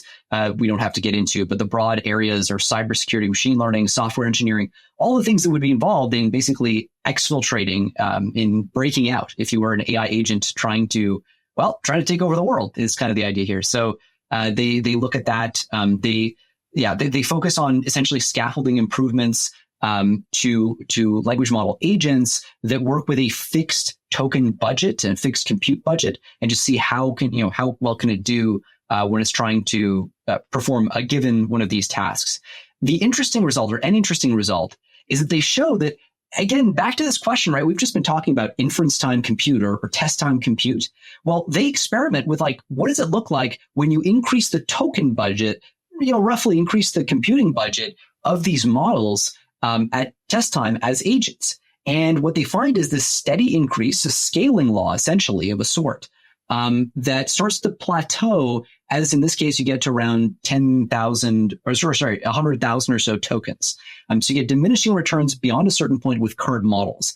I thought that was really interesting. It's also noteworthy that the scaling law seems to start to plateau independent of the scale of the underlying model. At least that's what it looks like from here. Okay, so sorry, I should be more specific. It looks from this as if you actually could keep increasing the fraction of tests completed simply by scaling the model. Anyway, you have to look at the curve, but they have a curve that shows this kind of the fraction of tasks that are completed as you increase the token budget goes up faster for larger models. So you could keep increasing the size of the underlying model and actually get presumably, if the scaling law just continues, some decent success. So interesting to see how far that goes. One of the results they also share, which I'll add as the last note here, when an agent can do a task, typically they'll do it at about 1/30 of the cost of the median hourly wage of a US bachelor's degree holder. That's an interesting result. So Claude 3.5, for example, the Sonnet agent, fixed bugs in some library at a cost of under $2, whereas a human baseline took over 2 hours. There's obviously a lot of variation there. We've seen versions of this before, especially in the context of concerning capabilities like offensive cyber attacks, right, where we saw that GPT-4 Turbo, that is, could automate the discovery and exploit of 1-day and 0-day cyber vulnerabilities, in both cases with high success rates, and in both cases at or below the cost of a human sort of cyber attacker, if you will. So this is kind of interesting as these things reach that economic escape velocity. METR doing a great job of laying the results out here. A few more details. They have 50 automatically scored tasks. On the simple end, you have converting JSON data from one structure to another. Very easy. On the harder side, writing CUDA kernels to improve Python performance and training a machine learning model to classify audio recordings. And on the hard end, they evaluate this with 200 people who have STEM undergraduate degrees and about 3 years of technical work experiences. So, very, let's say, impressive people here to solve the tasks. On the most difficult side of tasks that require 16 to 64 hours, I will say that those are machine learning and software engineering tasks. So maybe my job is secure, who knows? And they do have a lot of tasks here that take 4 to 15 minutes, 15 to 60 minutes, which, to be fair, is not sort of what senior software engineers do. That's more on more junior kinds of things. Next story, we are again covering responses to the California SB 1047 AI regulation bill. This time, the response is by the Godmother of AI, Fei Li. So we've seen responses by many of the most important figures in AI, Andrew Ng, Yann LeCun, all opposed to these models. Now, Fei Li has also come out and argued that this AI bill is wrong, will hurt the AI ecosystem in the US. And that would be by, they say, harming public sector, academia, smaller tech companies, and open source communities, and even academic AI research, because there are more potential liabilities. There is a liability clause which would hold both the party that's using a model responsible for misuse, but also the original developer. And there's also more things you have to build in. They mandate a kill switch for models over a certain threshold, which could deter developers from writing big kind of models and would especially impact the open source community. So, yeah, a lot of opposition going on against this bill that is very much concerned with AI safety. Yeah, I think, if we're going to talk about the opposition, we obviously have to also talk about the people in favor, and even more, considerably more high profile sort of AI researchers, including academic ones, have come out in favor of it, including Yoshua Bengio and Jeff Hinton, who very prominently said that this bill is actually really well designed. There's all kinds of views. It's sort of the usual camps, right? Fei Li, Yann LeCun, okay, no surprise, you're going to be against any kind of approach that takes existential risk seriously. Jeff Hinton and Yoshua Bengio, okay, no surprise, are going to take it, are going to be in favor of approaches that propose things like licensing and compute-based thresholds and kill switches and things like that. And there's really nothing new under the sun here. Fei Li's position has been consistently this for as long as anyone can remember. I think one of the interesting things here too is like the position piece that Fei Li has here doesn't really touch on the catastrophic risk argument that's at the core of the motivation of this thing. She kind of talks about other issues like, hey, this would be bad, yeah, for ancillary considerations like academia and all that. That's really valid. That's important. But the challenge is, if you want to be heard, if you want to have a constructive dialogue, you also have to engage with the reasons why the bill is being proposed in the first place. And there are really good reasons why the bill has been proposed. It's unfortunately, I mean, I think it's there's a lot of pork in there too. It's this sort of trying to tick all the boxes and get everybody on board. There's stuff about workplace displacement and things like that, and it's not as targeted as really perhaps it ought to be on the core issues that motivate the bill, which makes it possible for people like Fei Li to write this article and circumvent that entire argument, which is at the core of the bill itself. Look, the reality is, and a lot of the objections that we've heard have skipped the fact that there is a very significant cutoff, $100 million required before you're in the business of actually regulating these models. So the model has to have $100 million budget or above. And so, the thesis there is if you can afford $100 million budget, you can afford regulatory oversight of the sort that is being asked for in the bill. And we can have arguments about whether or not the underlying threat model is accurate, but those have to be debates about whether or not the underlying threat model is accurate. I think the idea that we're just, going to say, okay, well, it would be bad for all these reasons fails to account for the pros and cons that any reasonable policy discussion has to include. So I think this is a bit sort of disappointing as a write-up, not too surprising because, Fei-Fei Li, I think, is not like Yann LeCun. I mean, this is my own bias showing, of course, everybody who's tracking the show knows, I've done a ton of work in this space.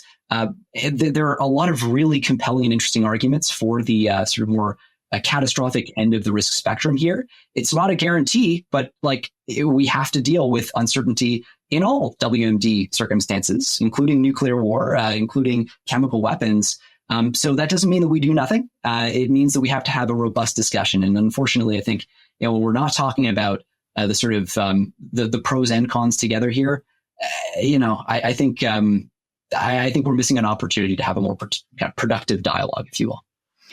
Good points there. And as you said, unsurprising, given that Yann LeCun, Andrew Ng, to some extent, Fei-Fei Li are more on the industry side of AI development, more on the big company side. And wow, big companies oppose regulation. Who would have thought?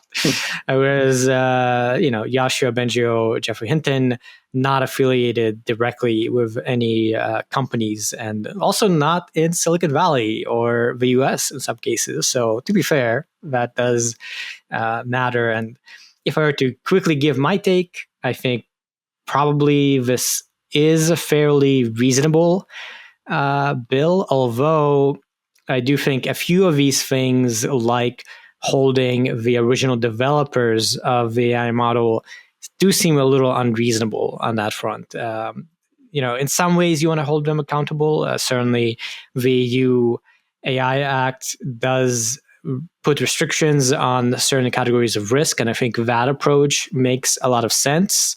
But it's unclear to me, at least for now, how the bill addresses that point. And certainly, open source also is a much trickier question on how you regulate that.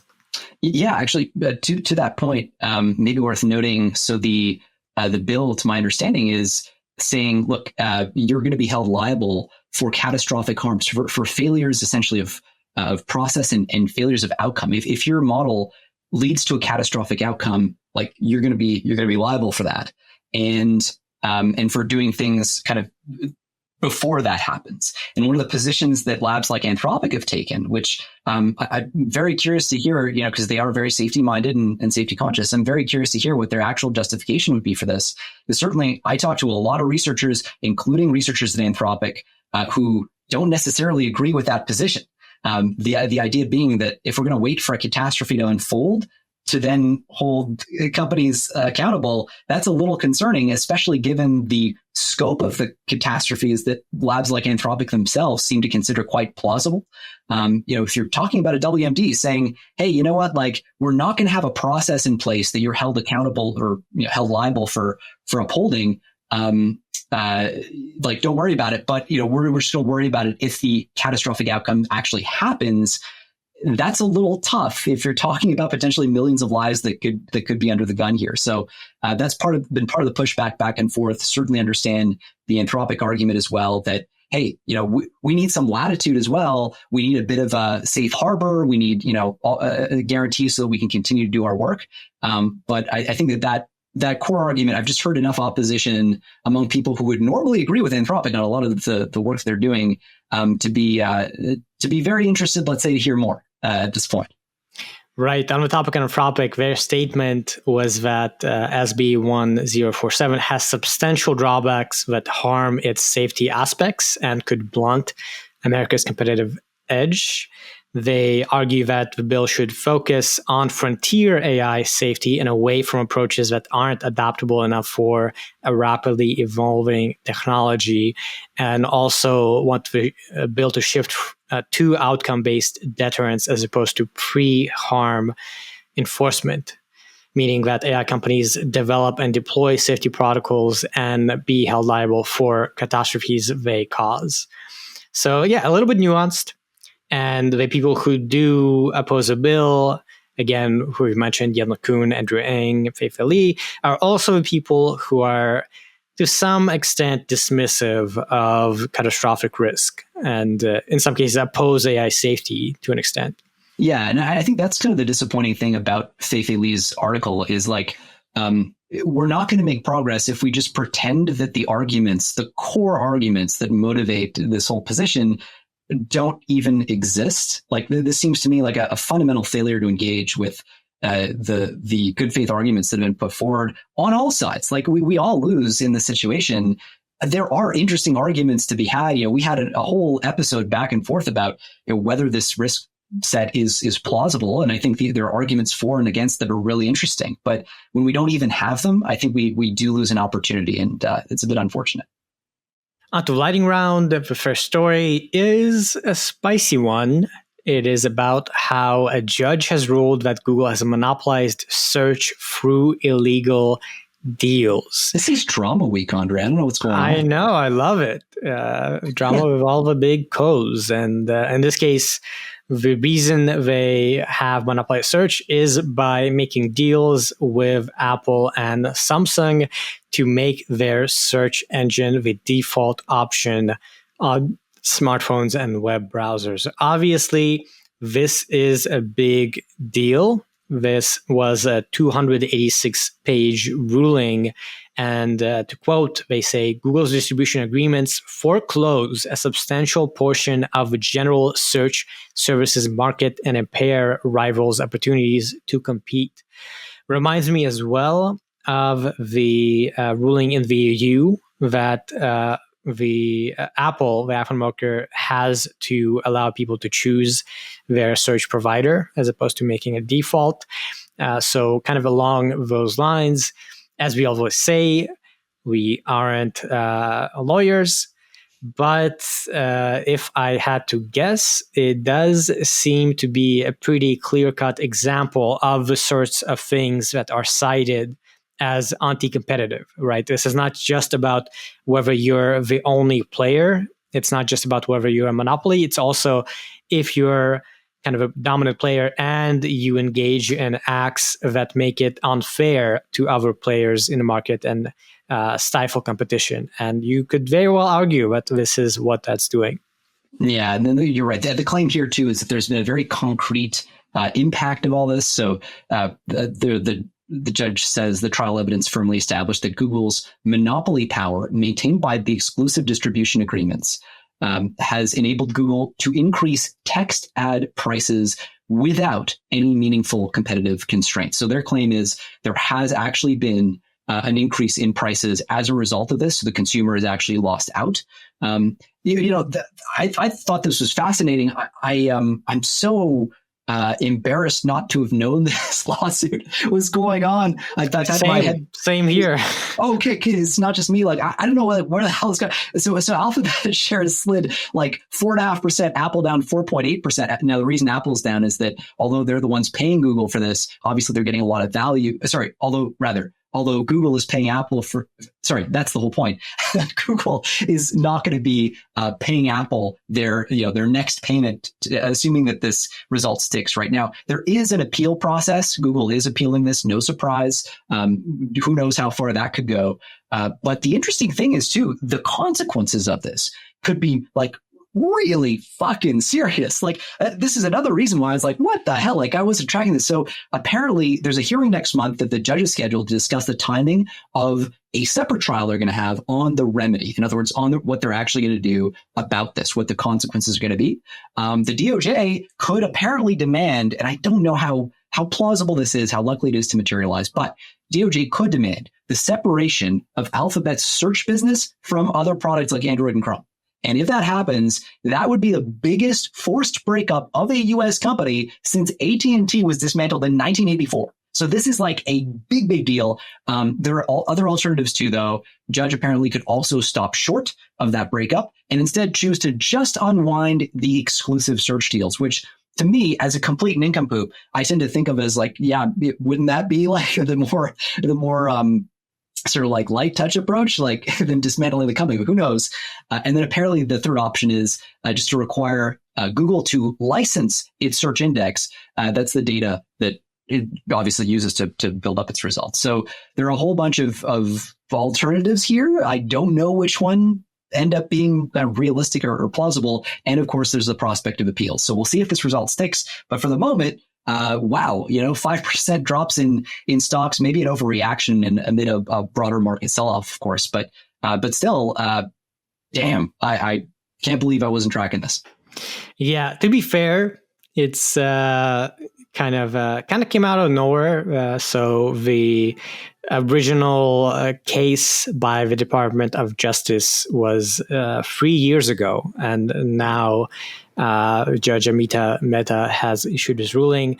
For the lawyers in the audience, apparently Google has violated Section 2 of the Sherman Act. Oh, that's my favorite act. Yeah, I know. And it came out through the trial that Google paid $20 billion to Apple to have this position as the default search engine. So kind of makes sense that Apple shares slid, given that's a fair bit of money. Yeah, I wonder if the article says that it fueled more than $300 billion in annual revenue, largely generated by search ads. Okay, I guess that was already publicly known. I was trying to figure out, does this screw Google over for their future negotiations if people know, oh yeah, from this deal you're getting? That's not the case though. This seems to be, it must be their overall total, because that is the only number that would make sense. But anyway, yeah, wild.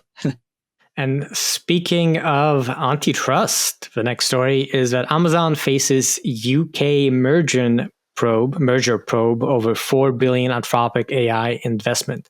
This is the UK's Competition and Markets Authority. They became a phase 1 investigation into Amazon AI research firm Anthropic.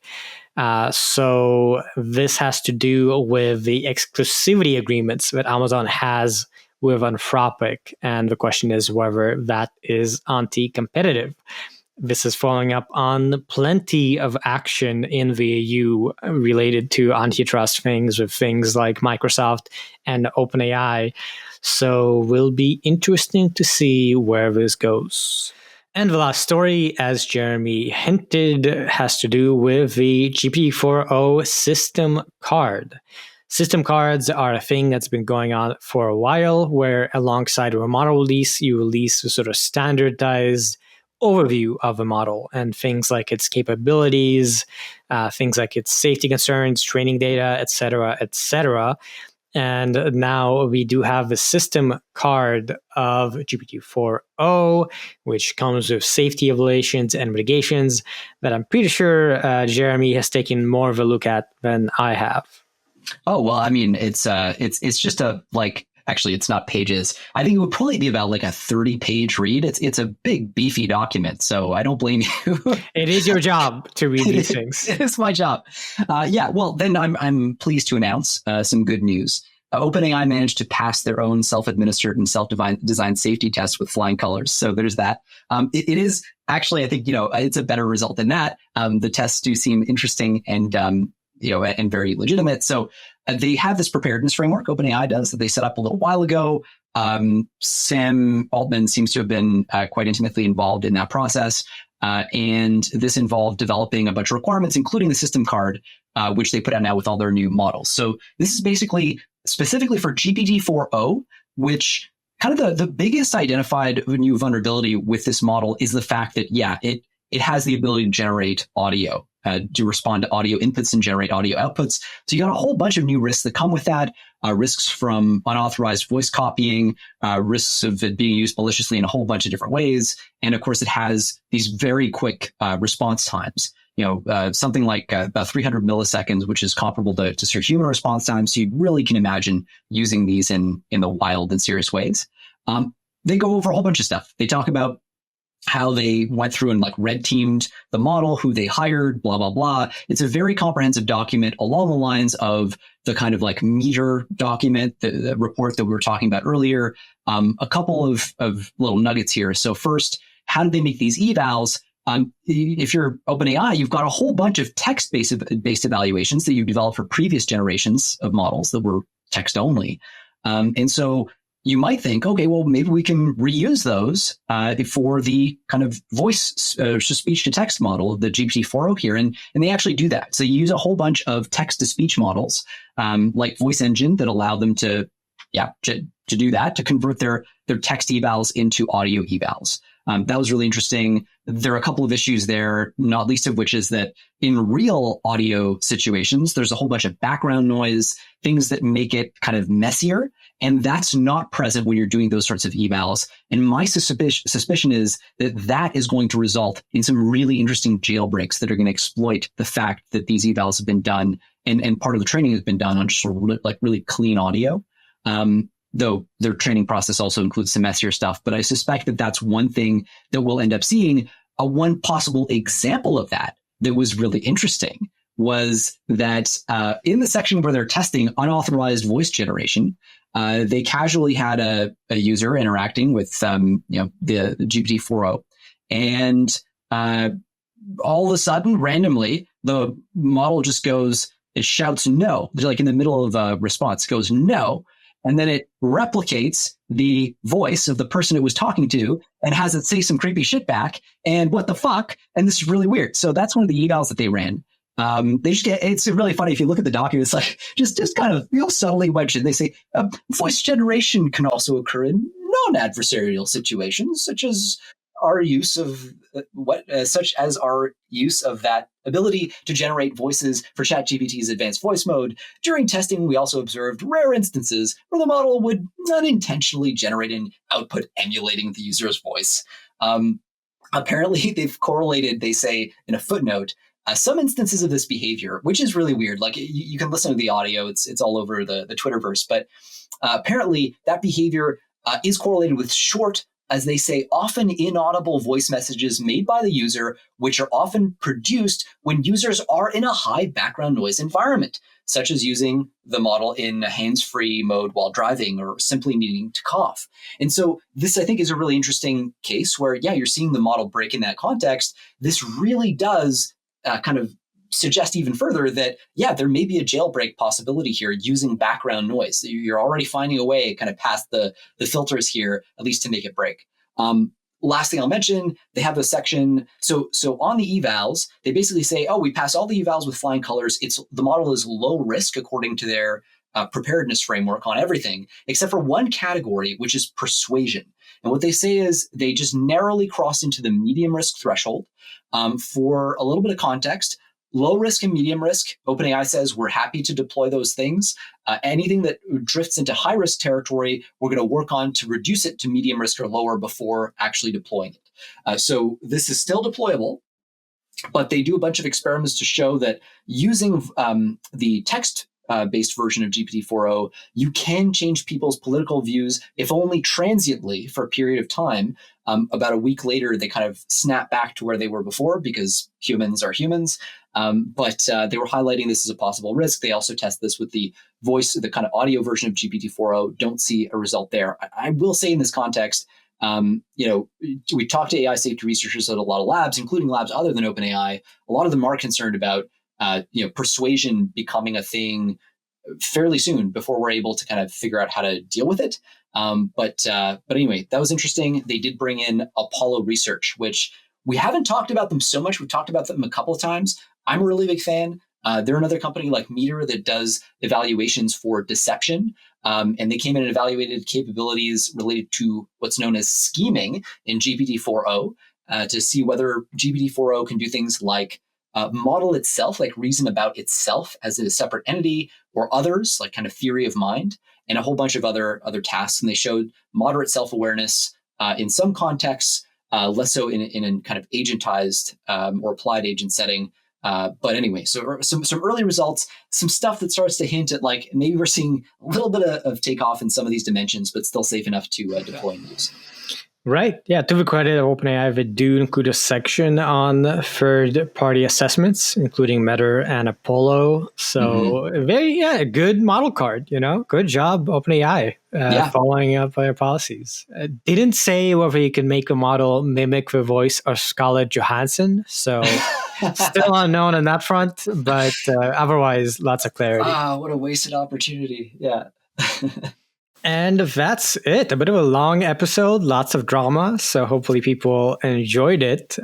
Maybe I will put out our first mini episode with AI generated Andre with maybe 5 minutes worth of summary. So we'll see. Please do let us know if you like that to exist and if you like the episode, if it does come out.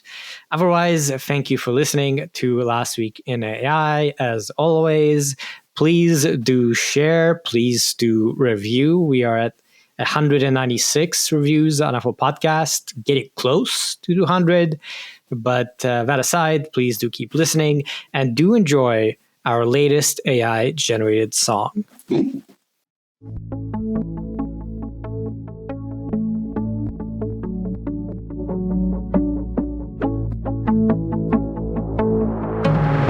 Last week in AI, the news never slows. The Character AI's buzz with a new tech growth. The project X swing and it's open at coast, scaling LLMs beyond what anyone knows. Electrify, let's fly. Stay tuned, we're reaching for the sky. The tech dreams in full supply. Last week in AI, we rise high. In the lab at the frontier's edge, 5 years of code with the cutting edge pledge.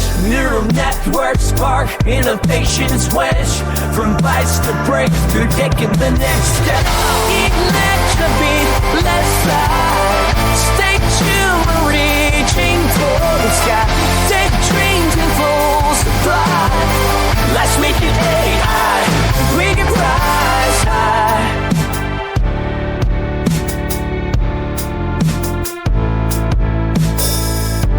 Glowing screens and wide minds. In this digital race, no one falls behind. Decipherment. Using the weak trends numbers combined. Together pushing forward. This tech world line.